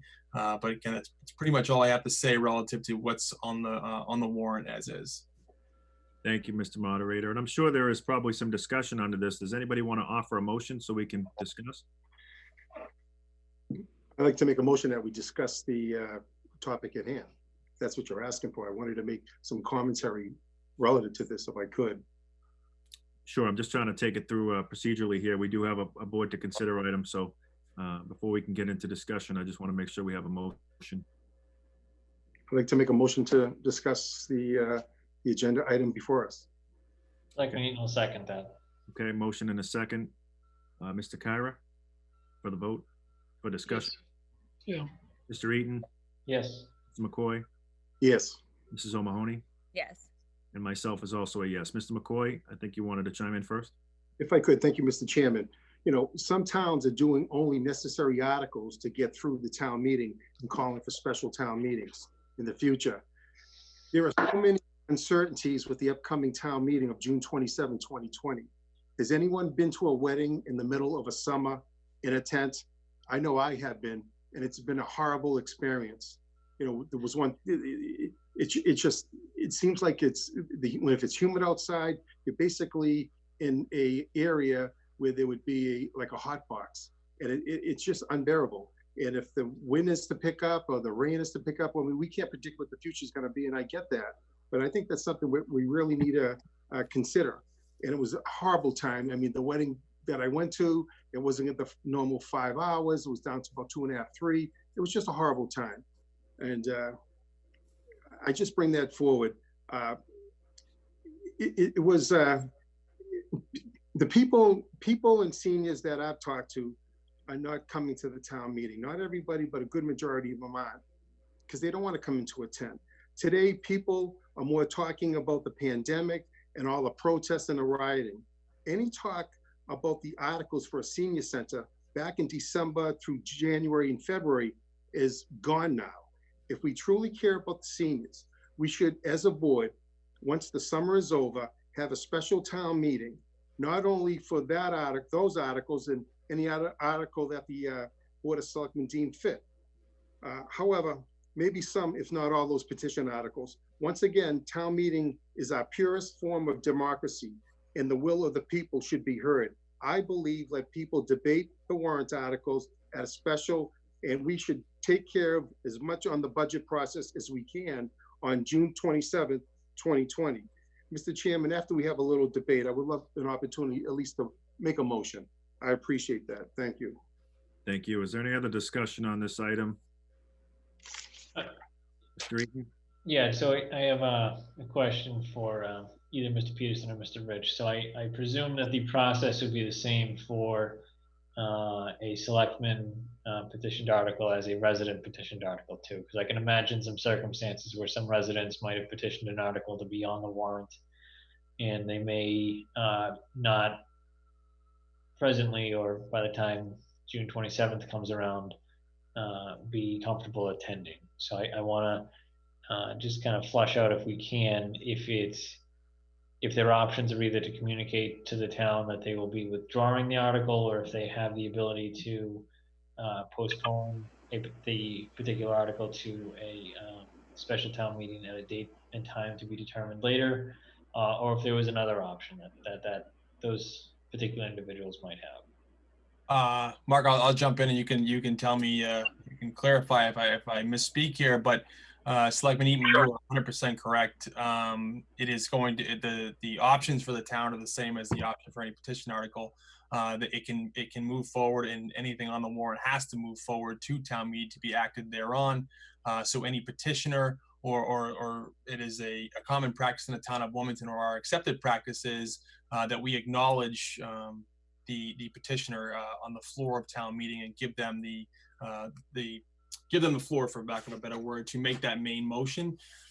So it can be made on the floor of town meeting, but it was also has been relayed is that if the selectmen wanted to get out and let the public know that it was a plan not to have these articles acted on between myself, town manager, and town council. We were discussing that the other day, and the board can here tonight decide that that's the that course of action would be proper if it's in your pleasure and you see it that way. And then the board or by and through a member of the Board of Selectmen would offer that motion to postpone to a date certain for a special town meeting to be called at the call of the Board of Selectmen. So again, the long and the short of your question, Selectman Eatman, is yes, the recourse for the petitioners and the recourse for or the course of action for the town are exactly the same. A motion would need to be offered on the floor of town meeting. If thereafter it is voted on like any other motion, and we carry forward that way. Okay, yeah, if I could jump in just briefly, I would reiterate what the town moderator just said. We have been discussing this at length, and I know there are certain popular misconceptions about the petitioned articles and other articles that wind up on the warrant through requests of town officials or the Board of Selectmen itself. But once they're on the warrant, all articles are essentially treated the same way. They're subject to motion once they appear at town meeting. As the moderator mentioned, there's the tradition in Wilmington to recognize the petitioner. There's also the tradition to allow for certain articles to be withdrawn. What was discussed, obviously, once this article, having been petitioned, is now on the warrant, that is how a petitioned article is handled. It goes on the warrant unless the petitioner is petitioned for a specific special town meeting. In this case, it was petitioned and placed on the annual town meeting warrant. It will be subject to disposition either by withdrawal or other action at town meeting. but certainly a motion can be made at the town meeting to postpone that article and any other articles to a date and time certain, keeping in mind that ultimately the Board of Selectmen has the authority whether or not to call a special town meeting, but those articles could be continued, and the Board of Selectmen can certainly commit to holding a special town meeting in order to allay the concerns of the petitioners if the Board of Selectmen saw fit to do so. Okay, so I think my only other point was probably more commentary than anything else. So we meet again in 2 weeks on the 22nd, and we have a town meeting scheduled for 5 days later on Saturday the 27th. And certainly the 5-day weather forecast is not gospel truth, but we might have at least an opportunity to know if a rough idea as to what the weather might be. I think it might be beneficial to continue this discussion at that time, because I know that if a resident is considering whether or not to go, I think that they should have a reasonable expectation of what's actually going to be discussed, or whether the Board of Selectmen is going to be continuing certain articles, understanding that a lot of the feedback that I've gotten so far is people that are more surprised that we're going to be doing this, but also like things are kind of moving a little bit quickly considering where we've kind of been at a standstill for several weeks. So my only suggestion is maybe we discuss this and understanding we can't make a motion that would have effect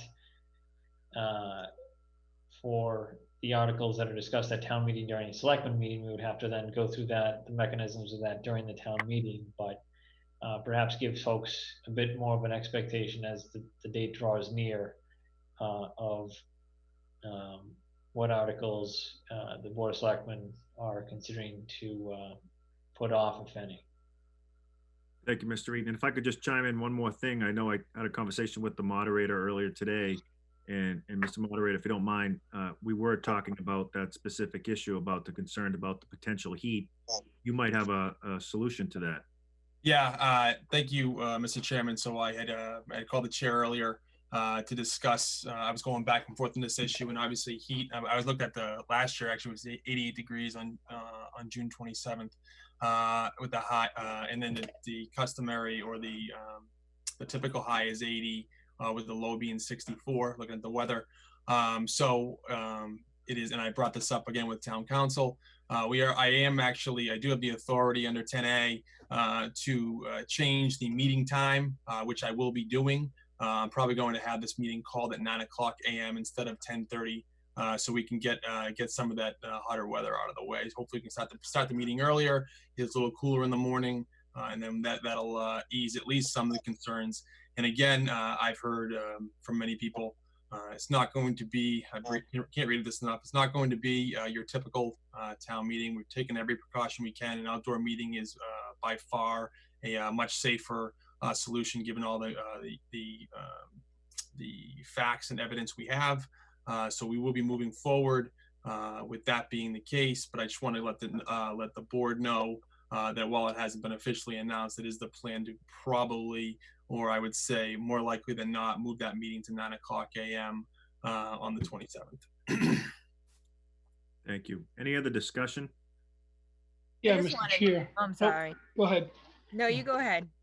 Okay. Yeah, Mr. Chair. Yeah, I would agree with you, Mr. Moderator. Moving it up earlier is best. It's too bad you couldn't go 8 o'clock, but I understand people have to get ready and get down there. So 9 o'clock sounds pretty good. But even if, so all of the warrant articles are going to be presented. Right. And even if we vote to postpone, it does not mean that that's going to pass. Correct. So that's we're going into it saying, oh, we're gonna vote to postpone to a time certain and so forth, and all of a sudden it doesn't go that way. So Correct. That's a possibility as well. So I don't want people to believe that just because we're going to vote a time certain to have a meeting in the fall, that it's going to absolutely happen. Correct. There are so many different it's so many different issues in looking at it. I understand Mr. McCoy's part about postponing, but the warrant is set. The articles are there. I think we should take them up. You know, if we delay it until the fall, who knows what's going to happen in the fall? You know, there could be a resurgence of the COVID-19 virus again. There could be weather problems. You know, we're able to do it now. I think we should do it now. If you have just the budget, and also my fear a little bit of you just presenting the budget without some of the other articles, we may not even meet the quorum necessary. You know, people will say, I'm not going to go down just for the budget. I mean, the hot topics, and you know, we all know that what drives people to the town meeting is a hot topic, whether it's a skating rink or a high school, or in this case, it's going to be a senior center and a new town hall in the school administration building.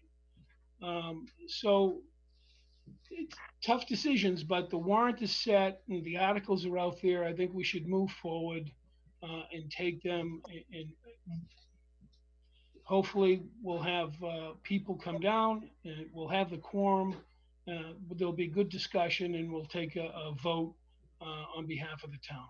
So I would be inclined to move forward with the entire warrant. Thank you.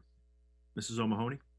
Yeah, so I just wanted to chime in a little bit to say, you know, I think whatever we decide, we should make sure we're doing it thoughtfully for all of the warrants. It's not just the senior center warrants. We do have, as Selectman Kyra just pointed out, you know, there's a warrant for feasibility for the town hall, and there's some other kind of infrastructure warrants that I would want to make sure that we're addressing in a similar fashion. That it's not just, I don't want the seniors, you know, I'm still concerned if they would come or not. I don't want them to feel like we're doing it on June 27th and disregarding the fact that that might be a problem for them. But I also don't want them to feel like we're delaying it into kind of the unknown of a fall situation, like Selectman Kyra said, that, you know, what if there's a second kind of outbreak and we're not able to do the special town meeting when we postpone it too. So my only kind of commentary on this is if we do make the decision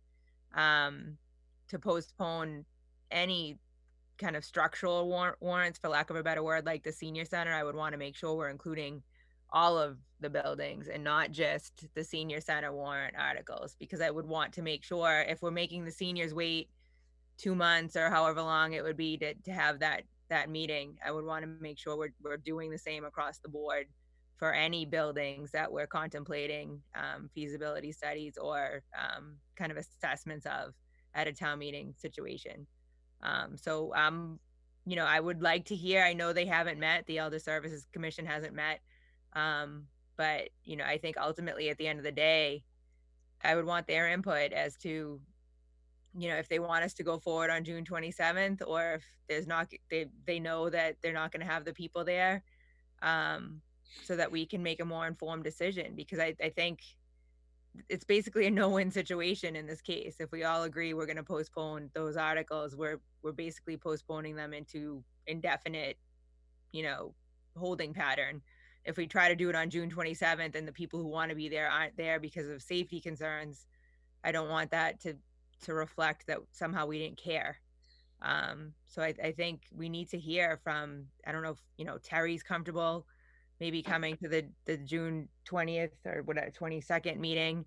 I don't know how quickly we need to make this decision. It sounds like we need to make it in advance of town meeting just so we're all on the same page. But, you know, ultimately, I don't want to bring it to town meeting and have that turn into a 3-hour discussion, you know, under a tent in the heat, when we could have had the discussion and the, you know, kind of comforts of this setup, and we didn't have the right people kind of weighing in. If I can just jump in there very quickly, Mr. Chair, just to not to address those points specifically, Selectman O'Mahony, but some of the things you were talking about, you know, how do we, the goal of any town meeting, right? And Mr. McCoy stole one of my bread and butter lines. I think that I included in every warrant booklet. The town meeting is the most pure form of democracy. So what we have to just make sure And it is the goal of myself, and I know the folks who have been on all these calls the past couple of weeks, that we're preserving what our town meeting is, what it was, what it is, and what it will be moving into the future. So any vote taken on the floor of town meeting should be reflective of the constituency of our town. So that is something to consider as well. But I would echo the thought and sentiment that I believe Mr. Kyra brought forward, and I think Mrs. O'Mahony also mentioned it too. What we're faced with is uncertainty. Uncertainty in tomorrow, uncertainty in next week, uncertainty into the fall. So I am understanding of the fact when a question has been posed, when you postpone something, is it to a time certain or is it to a time uncertain? Well, that is correct. When experts or health experts have told us that A is going to happen in this crazy pandemic, it's so fluid that it feels like the information's coming and going day to day. And they say that, we might be able to have a meeting in September safely, but we might not be because there's a second wave coming. So I am completely understanding that has to be part of the consideration because these articles have to be acted upon in some way, shape, or form.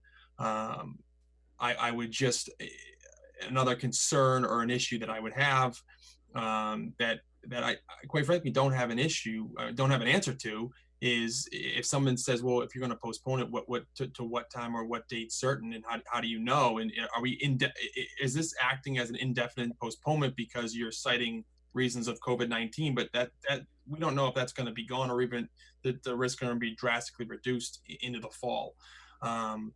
If we put that on the if we move forward with it on the warrant, or we have to move forward with it on the warrant because it is there, and if it's acted upon in a negative manner, are we disenfranchising the petitioners who put that on there by effectively putting it on a vote, and the constituency who would vote for that article are not there to vote on it one way or another. And they do have remedies if they don't like the result of that vote. They can look into those and they can pursue those certainly, but it's obviously something to consider. Mr. Chair, one of the things I'd like to just make sure folks are aware of, and I know there's been some discussions and as I understand it, maybe some changes around this, so I'll defer to Mark Rich, but typically the free cash, which is currently certified as of 6/30, 2019, and you recall that the money for the senior center for this initial phase, 650,000, as well as the funds for the town school admin building, 955,000, were both slated to be drawn from free cash. Typically, as of 7/1, free cash goes to zero. Then the town accountant finance director closes the books for that particular fiscal year. There's a significant amount of work that gets done in July, August. Treasurer, collectors involved, many different folks on the financial end. Ultimately, information is submitted to the Department of Revenue.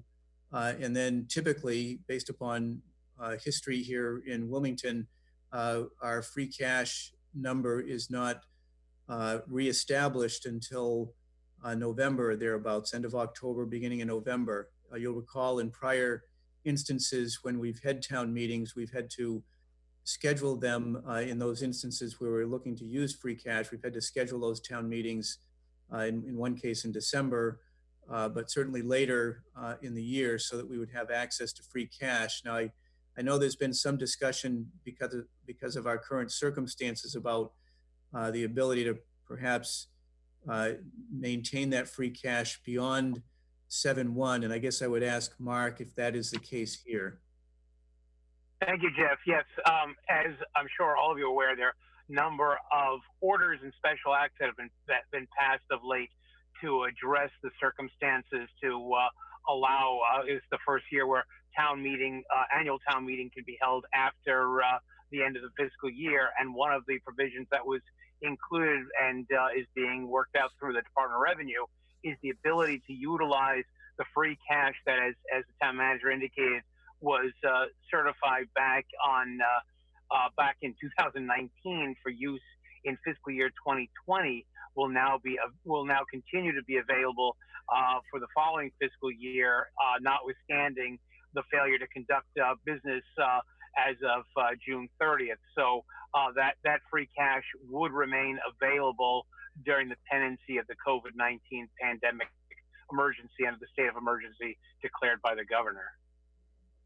So just to be clear then, free cash would be available to us until such time as the governor declares the state of emergency is over. And so of course, who knows, we don't know when that would be, but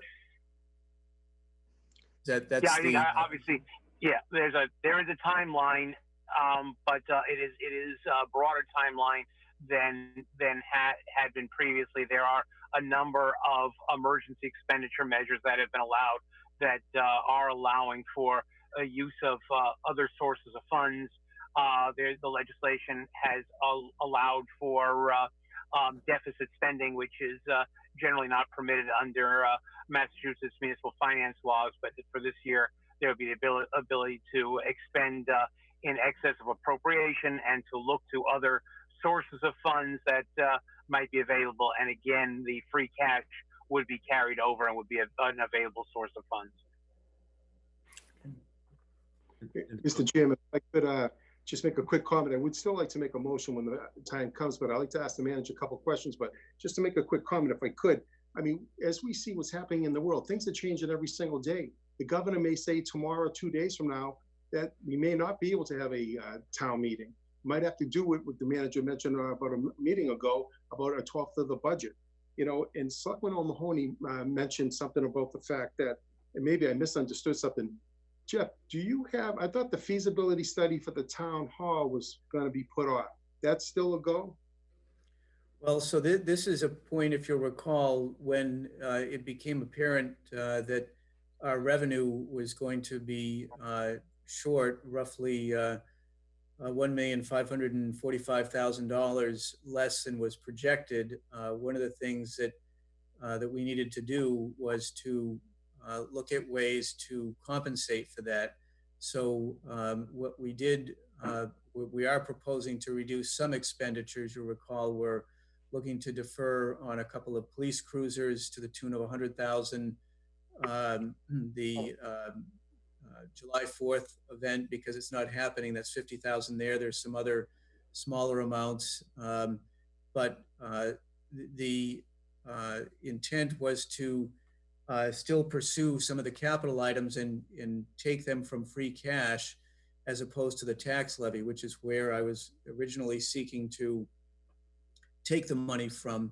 So what I was looking to do was to offset the increase in use of free cash by deferring on the school town admin study. So that was something that that I've put forward. Quite frankly, when it was talked, when we talked to the finance committee the other day, and they didn't take a vote on this, but I know some members of the finance committee are suggesting that the study should go forward and that we look at other options to reduce the amount of free cash. So, certainly if the board has an opinion on that, I'd be interested in knowing what that is, but that was the approach that I was looking to take.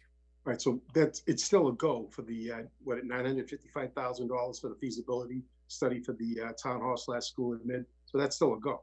I thought it was so it's on the warrant again. My recommendation to try to offset some use of free cash was to table it, which would mean the motion book. As you recall, we have a motion book that gets prepared, and the motions need to be finalized. Subject to the board's consideration on the point, the motion from what I'm suggesting would be to defer on the school town admin building. If in fact the board would prefer to go forward, we can go forward and spend the $955, assuming it's approved at town meeting. That would increase the amount of free cash that would be used at town meeting. Another alternative to offset the use of free cash is, instead of putting $2 million, which again, I proposed in my original budget, to take $2 million out of free cash and put it into the capital stabilization account. Again, the capital stabilization account is specifically for use on big ticket items. We could consider putting $1 million into capital, and as a result, essentially achieve the same thing, go forward with the study and just not put the extra $1 million in capital. That's another option.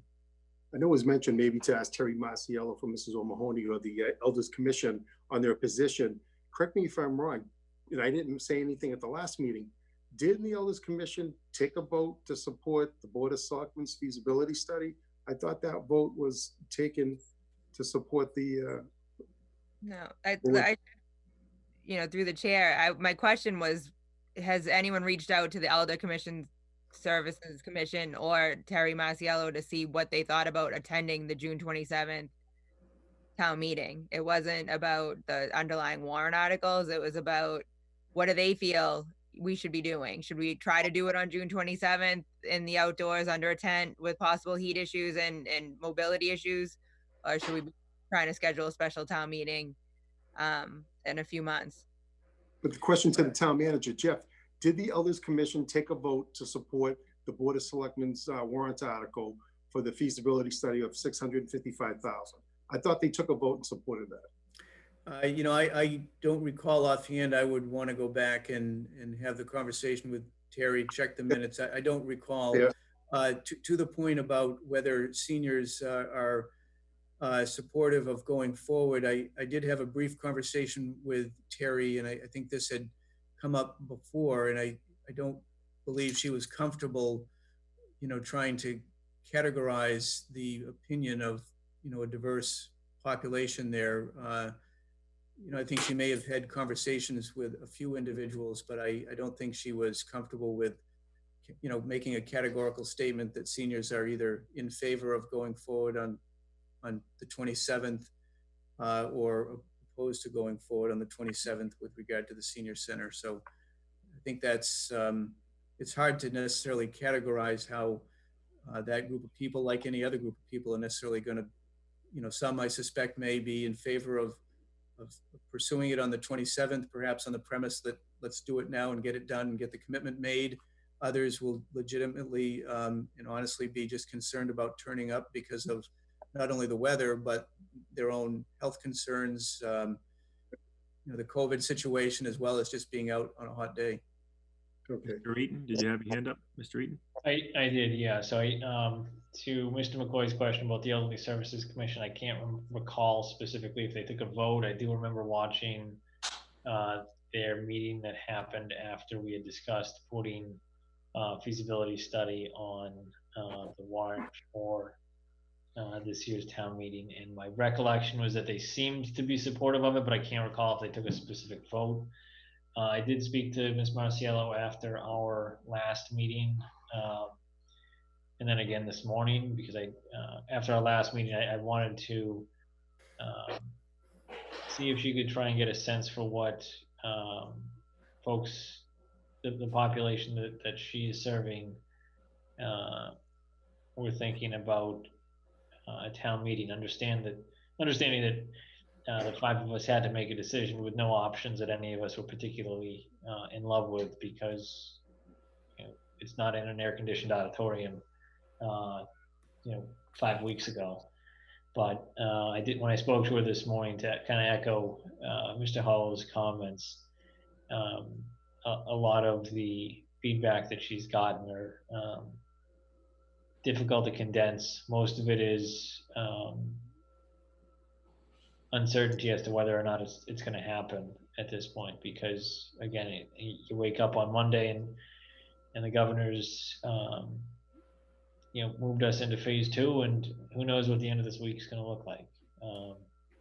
So I think it's been a newsworthy month, to say the least, and there's a lot of moving parts. So I will the message that I got from her and the message that I've gotten from folks that I've talked to in town is that it's difficult to kind of categorize as to a strong feeling one way or the other right now. There's been a lot of other things that people have been talking about around town and elsewhere. I suspect the conversation regarding town meeting will probably increase in the next few weeks. Thank you. I'll just chime in with my 2 cents too, just like many of you obviously been contacted by a number of seniors. And honestly, my experience from talking to folks has been kind of split feelings on it, 50-50. I've had talked to some folks said, you know, we should definitely postpone. I don't feel comfortable going out, which is understandable.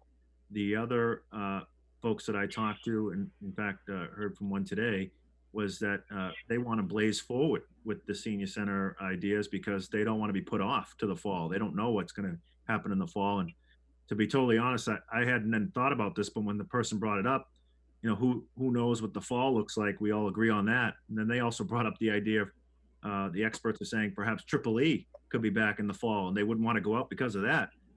And then if we were to be outdoors in the fall, that would be a challenge we'd face. If we're going to be in the school in the fall, and we're challenged of being in the same building with the kids we're trying to keep safe too. So that presents challenges. So I think from the folks I've talked to over the last couple of weeks here, I've ran into a couple in the community and others have reached out. It's kind of split. So my feeling on this is that we ought to try to make a decision tonight because I think we need to, whatever we do, we need to relay that to residents so that they're really clear on what the plan is. I know we're going to be asked to take a vote here tonight. I'd like to see if we could. Again, this isn't going to be perfect. You know, I think it was mentioned just a few moments ago, the location, probably not perfect, but again, we need to move forward as a community. There are going to be some people that don't like what we do, no matter what. We decide to postpone some stuff or move forward. It's not going to fit everybody, but we have to just try to do what we can with the information we have from the experts who are working on this. And I can attest to that, you know, multiple times a week, you know, the moderator and town council and all the department heads are meeting with Mr. Hull about this and looking at it from every single angle. And eventually we've got to come to a decision here as a board. So I'd like to be able to give people as much time to plan. I know that the town meeting is scheduled for 19 days from now. I want to keep in mind the media cycles. I would like to get it in the paper, what we're going to do, printed. I'd like to, you know, get books out to people, make it available so they can see what we're going to be voting on, put it up online, what we're going to be voting on, and get that message out to people so it's loud and clear. And that's just my feeling on that. I just, okay, go ahead. Go a second, Garth. No, I just want to say, isn't the decision already made? I mean, we've had, the warrant articles are already set. The location is already established. You've had, along with a team of department heads, multiple meetings to make sure that the meeting goes off on the 27th safely, that there's ample parking. And I don't know what decision, I don't know what decision we need to make, because we have to take up the warrant articles regardless. I mean, we'll take up a warrant article and someone, a resident or a selectman might say, oh, let's postpone to a time certain or to a time uncertain, and you vote on it.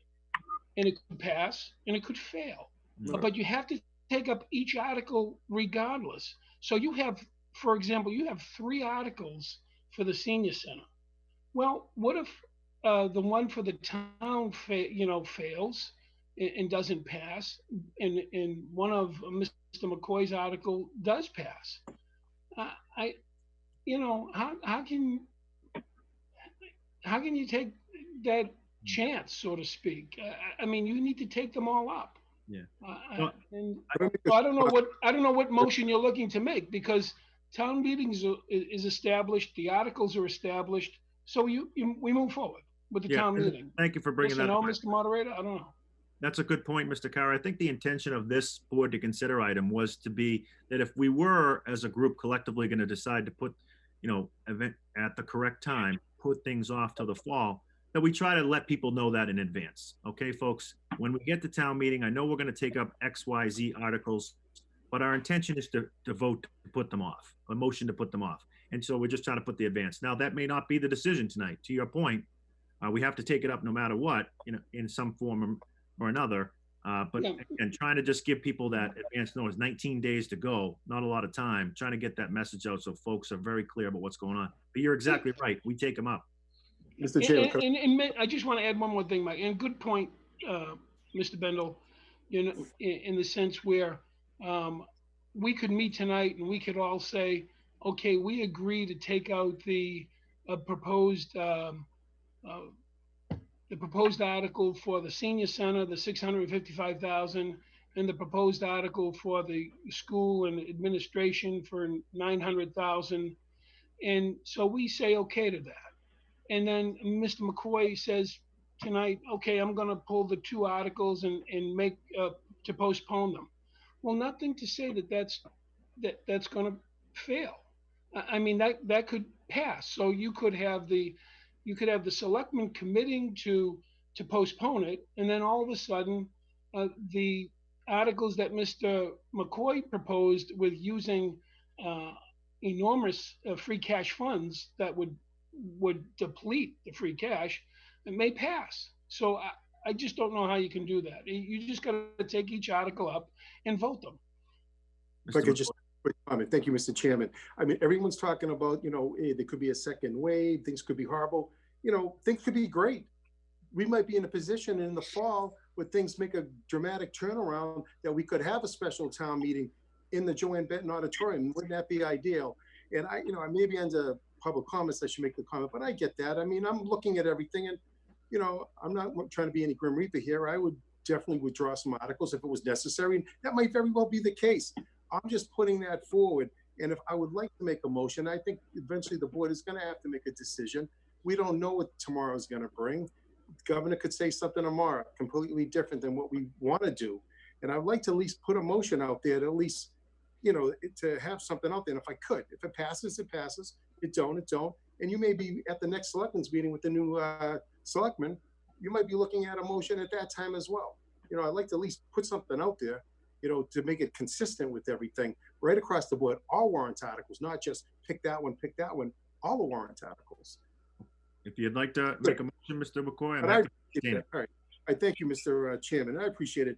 I move that the Board of Selectmen at the next annual town meeting, that all petition articles be postponed to a time of a later date, whereas the selectmen can call a special town meeting.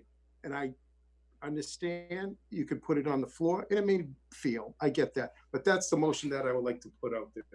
Okay, thank you. Mr. McCoy has made a motion. Would anyone like to second it?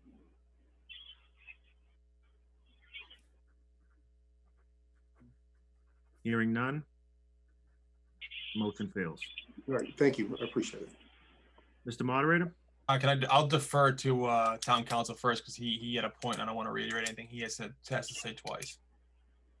Thank you, Mr. Moderator. I just wanted to comment on some of the issues that were brought up on the concept of postponing certain articles and the concern with related articles not being postponed. And certainly, with the moderator's concurrence, there would be the ability of anyone, including the Board of Selectmen, if the Board of Selectmen chose to do so, to make a motion to postpone a number of articles and to list several articles. So taking up the related articles, I know Selectman Mahoney mentioned all building articles, but if it was the pleasure of the Board of Selectmen to determine that certain articles as a block should be postponed to a time and date certain, that's a motion that could be made. Understanding, of course, that it would be subject to debate, discussion, and a vote and possible failure. But if there was a concern about taking up some articles that related to senior center and postponing others and having some appearance of disparate treatment, they could be postponed as a block. But ultimately, the motion would have to include a time and date certain. Absent some effort to postpone them, as has been discussed, and as Selectman Kyra mentioned, they are on the warrant, they are live, and they are subject to full consideration. We can't change that at this point. Okay, So can I just clarify, Mr. Chairman, please. what Mr. Rich said? So if we take it up as a block, they get voted as a block, even though they're in individual warrant articles? Well, to the selectman's question, this would be with the moderator's indulgence. Someone could move to postpone specific articles to a date certain, and that motion could be voted as one motion. So to take up, and we've talked about this with the concept of the consent calendar as well, but a motion could be made to take up specified articles and have them postponed to a time and date certain. Now, someone could move to divide the question and try to take articles out of that group. And again, it'll be up to the moderator whether to recognize those kinds of motions as subsidiary motions. But in my opinion, Selectman Carey, yes, you could move that specified articles be postponed to a time and date certain. That would be a single motion, and if it was voted positively, that would dispose of those articles, pushing them all off to a later date. I agree with that. So this board here this evening can decide to take some action. We can take no action. To some of the points that have been made already by Mr. Rich, Mr. Kyra, is that regardless of what action we take tonight, the articles will be taken up unless there's a motion to suggest otherwise on the date of town meeting. So unless that motion was successfully passed. I'm sorry, Mr. Chairman, I don't mean to interrupt, but yes, the articles would be taken up individually unless there was a successful motion to postpone those to a date certain. And so I guess, forgive me if maybe perhaps this item is confusing or is unnecessary, to be totally honest. I think the goal here was just try to make sure whatever we're going to do, let's give folks some advance notice. So I'll leave it up to my colleagues what they want to do. Again, we can take some action or we can take not, but first I want to hear from the moderator again. Yeah, just really quick before you folks move on with any action or inaction you want to take, I just want to let it get this out there. And again, people will see more correspondence on this over the next week. It is my goal to have some sort of comprehensive plan for town meeting out no later than the 15th. And the reason it's the 15th is because I've been working on putting a plan together, a release. But quite frankly, with all the new information I get every day, doing anything that before now is premature. So while some folks might think, well, it's only 2 weeks out, believe it or not, in the past 5 days, what I thought I was going to relay to the public 5 days ago, I completely changed that whole conversation. And myself, the town manager and town council had a very constructive conversation on, I believe it was Thursday or Friday, relative to how we can create a fair and efficient town meeting. And I've worked that into my our plans for town meeting, which will be presented to you folks as well. We'll be using or striving to use such things as a consent agenda. Consent agenda is going to be a mechanism by which we combine articles to which we see little or no discussion or negative action taken in years past. And all the consent agenda will do will combine different articles into one motion to be heard. There can still be a discussion on any of those articles within the vote on for a town meeting, but it will only be essentially one vote instead of taking them up over the course of, I believe we had up to upwards of 10 articles to combine. So we're using that.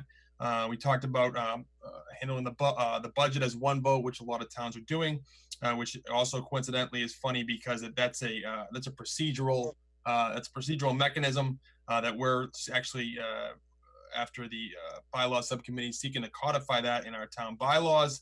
So that would be unique. So things like that are going to be coming out, and there's going to be a release again, hopefully by the 15th. That's going to be our targeted deadline. In that release too, we're going to have a map of what the meeting's going to look like, how you're going to come and go, what the foot traffic is going to look like, all that stuff. So if folks are looking and they're anxious to see what it is and what we're going to be working on or what town meeting is going to look like, that's my goal. And again, it's a very fluid situation. So even I can tell you that something might be changing up until the day of town meeting that might be unforeseen. So it's just something that folks need to know that, again, I sound like a broken record. It's a fluid situation, but we're going to try to give this folks as much guidance as we can leading up to meetings so everyone can make fully informed decisions. We thank you for that, Mr. Moderator. Okay, what's the pleasure of the board here? How do you want to proceed here this evening with this particular item? Mr. Chair, I don't think any action's needed at this particular time. I mean, if the warrant's gonna go forward, we're gonna hear what the consent items are from the town moderator before our meeting on the 22nd. You know. Can I take that as a motion, Mr. Kara, to take no action? Okay, I'll make it a motion that we take no action on board to consider number 9.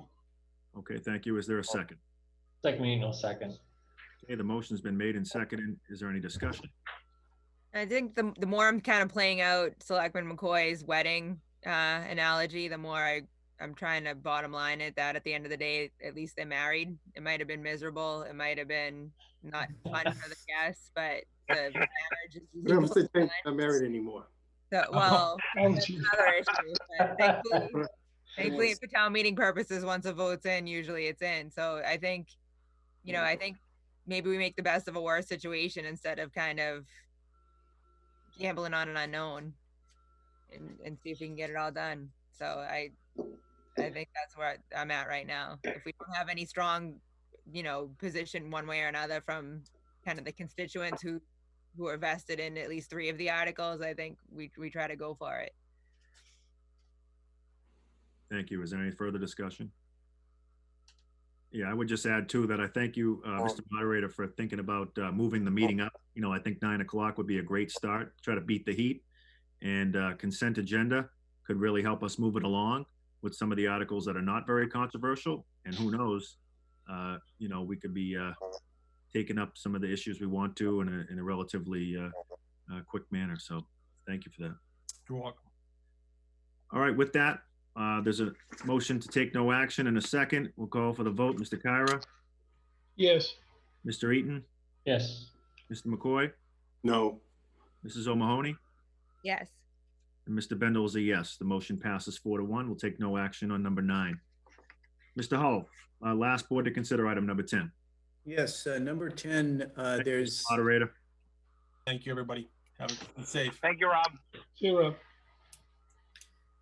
As part of the changes that are being made with respect to the phase 2 of the governor's plan, as you know, outdoor seating is now permissible. Last week, middle of last week, I had a conversation with town council about the prospect of putting together a policy and a procedure for ideally streamlining this process. The governor had essentially given some suggestion, even though it wasn't formal at that point, that outdoor seating would be a permissible activity. So what you received in your packet was prepared by a town council and essentially is a 2-part process. One to deal with the issue of authorizing outdoor seating, and the second element of that is to authorize existing restaurateurs who have alcohol licenses to sell alcohol within the outdoor footprint that is established. Again, this situation continues to evolve, and Mark can perhaps speak to this, but it's my understanding that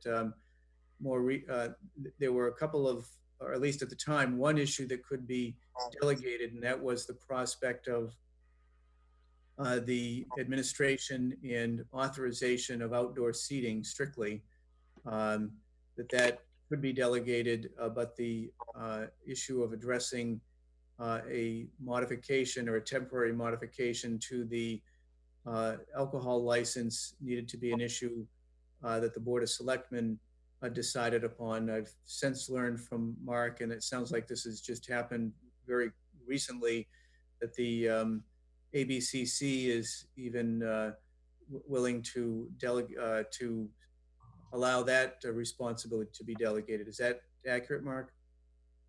Yeah, if I may. So, thank you, Town Manager. I think you've summarized it quite well. The governor was giving a lot of consideration, obviously, to the plight of restaurants and liquor licensed establishments where they are still facing closure and limited clientele. And a solution was to allow for these outdoor service areas.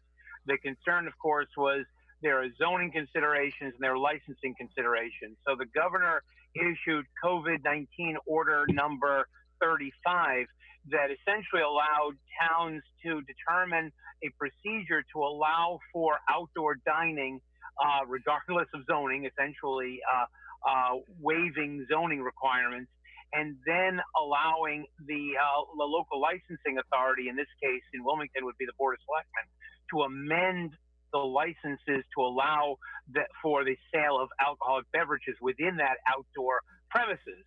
Interestingly, the governor's order had essentially said that the policy would be determined by the town's chief executive, and that policy was determined that it could be delegated as an administrative process so that it could speed things up. The whole idea being that there's a significant interest in streamlining this process because the order specifies that these license amendments would expire as of November 1st.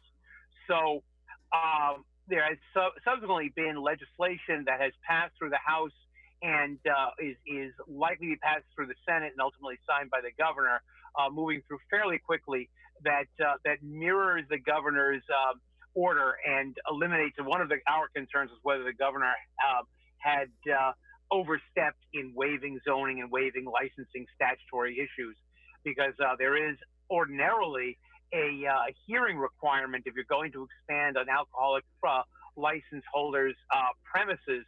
You have to, under Chapter 185, Section 15A, 138, Section 15A, you would have to have a 10-day notice period and a public hearing in order to amend those licenses.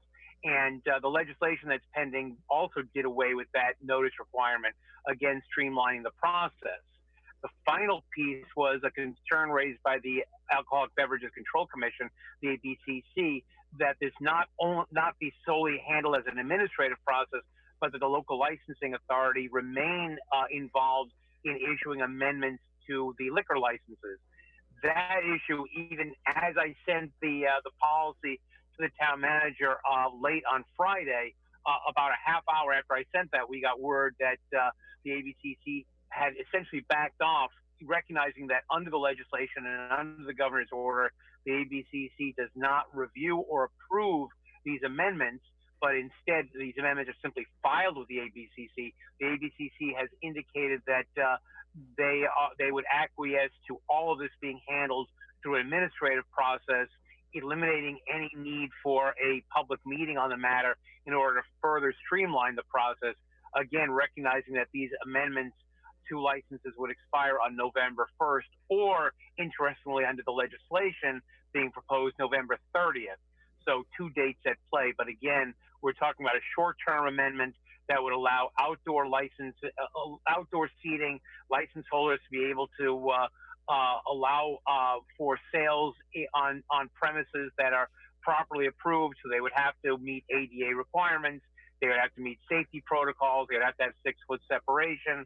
There are a number of provisions that you'll see in the policy that was drafted that would kind of control these circumstances. But the issue now is A, whether to approve the policy at all, because the Board of Selectmen specifically has the authority to approve that policy, and then B, whether the Board of Selectmen is going to essentially delegate all of this or some of this process to the town manager to make it a streamlined administrative process. Thank you. Mr. Chairman, could I ask town council, should I recuse myself relative to voting on this, Mark? Well, I do know that the selectman has an interest in an establishment that might be affected if there is a financial interest, then what you may want to consider whether to recuse yourself I'll do given that. a financial interest in the decision. All right, I'll do that, Mr. Chairman. I'll just recuse myself from this. Thank you. Sounds good. Thank you. Okay, thank you, Attorney Rich. Anyone want to offer a motion?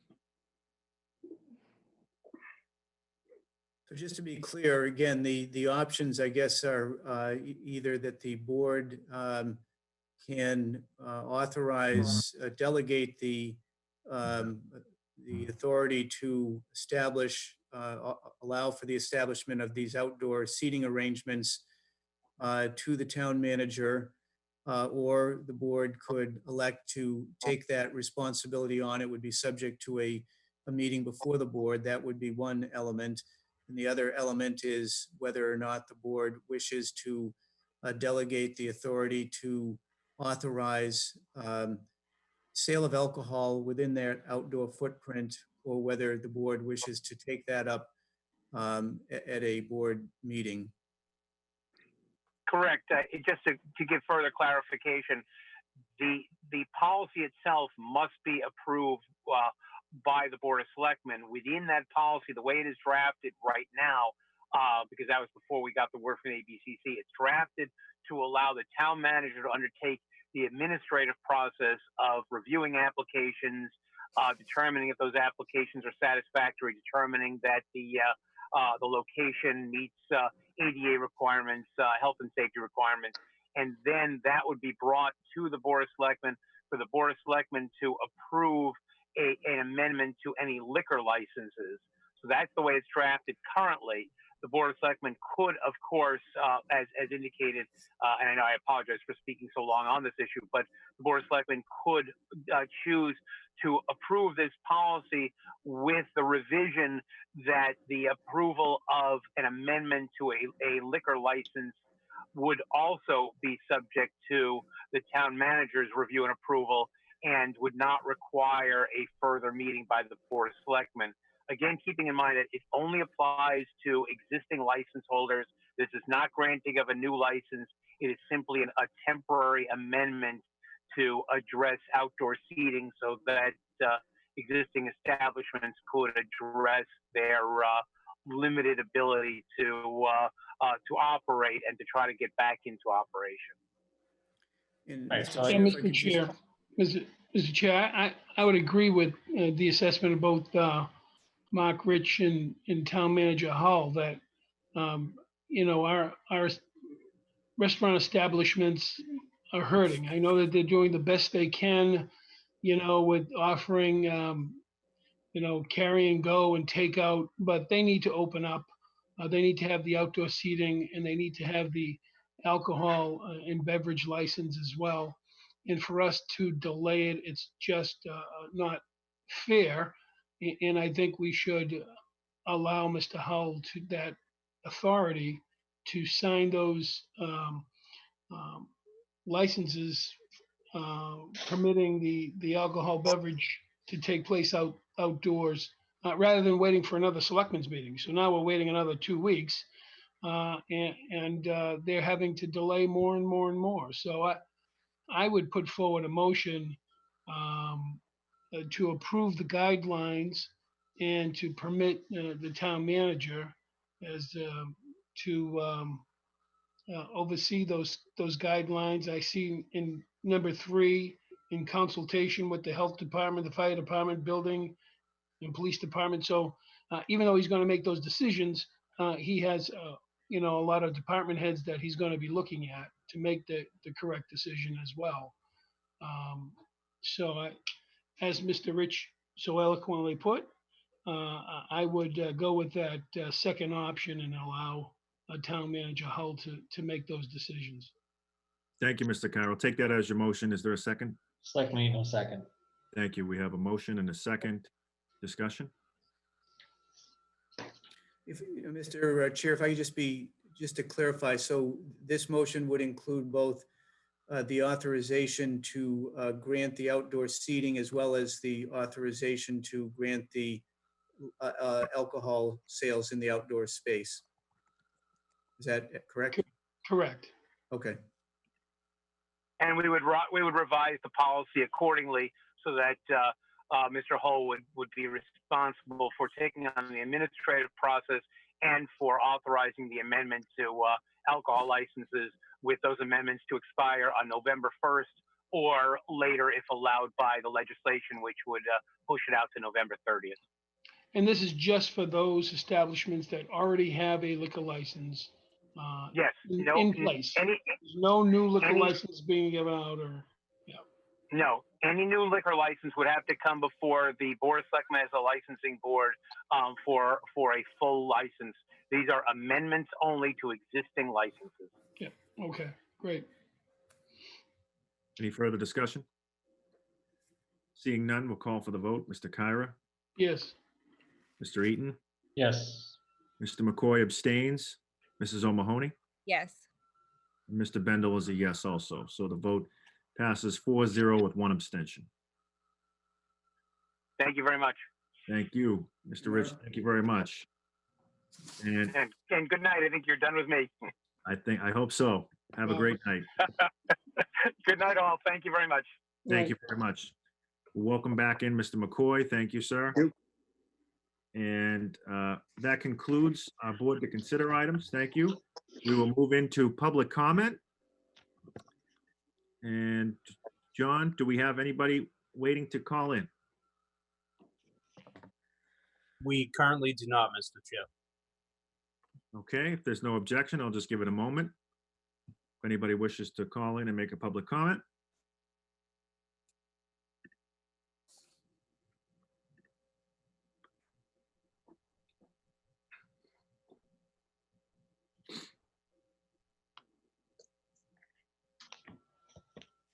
All right, last call. John, anybody dialing in? We do not have anyone. Okay, if there's no objection, we'll move on. Okay, which takes us to announcements. And if I may, I'll just start off really quickly. I just have two announcements I'd like to make. Number one, want to give a huge shout out to Mr. and Mrs. Palmer of town. You guys will know them. Obviously, Mr. Palmer served the town for a very long time. They're celebrating over 60 years of marriage coming up this week. So we want to give a big shout out to them. Congratulations. I'm wishing them 60 more. And we're really excited for them. So all of our well wishes go out to the Palmers. And then secondly, really excited for all the graduates graduating from both Wilmington High School yesterday and obviously Shawshene Tech next week. But I want to give a quick shout out to 5 graduates from Wilmington High School. I want to single them out specifically, and I'll tell you why. Camden Kenyon, Jake Deonley, Mark Ragucci, Michaela Webster, and Travis Wingham. I'm going to single them out. Forgive me if I mispronounced your name, but all 5 of them have decided to join the military. And so we certainly want to thank them for their service, and we wish them safe travels. So those are my 2 announcements. Thank you. Mr. Kyra. Yes, Mr. Bendel.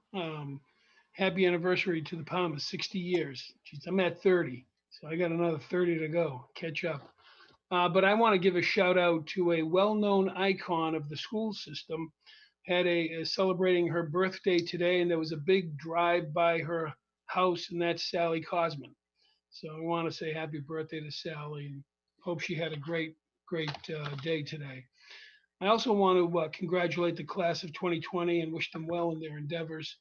I watched over the weekend the commencement and the handing of the graduation plaques by Miss Peters, and it was just an outstanding day that they put together, the school committee and all those involved. Also, I watched the presentation of the scholarships and the sports awards, and then those that spoke on behalf of the students.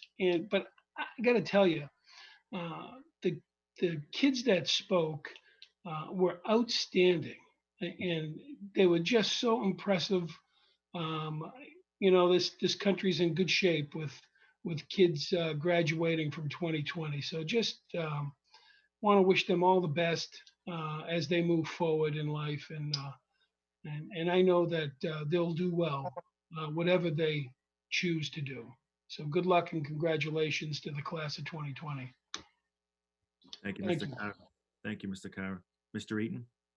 Yeah, Mr. Kyra actually stole a little bit of my thunder with a shout out to Mrs. Cosman, too. I've known the Cosmans for quite some time. She lives right down the street from me, and I think it's fantastic that her colleagues put together a birthday drive-by parade, because she's a wonderful woman. Mr. McCoy, congratulations again on 30 years on this board plus 2 months. Thank you for sticking it out and helping us get through this. And I did want to thank We're One Wilmington. I know myself and Selectman O'Mahony, as well as Mr. De Palma and Representative Robinson, were finding our true talents as pointing cars in the direction of the of where to go to line up for the parade on Saturday. And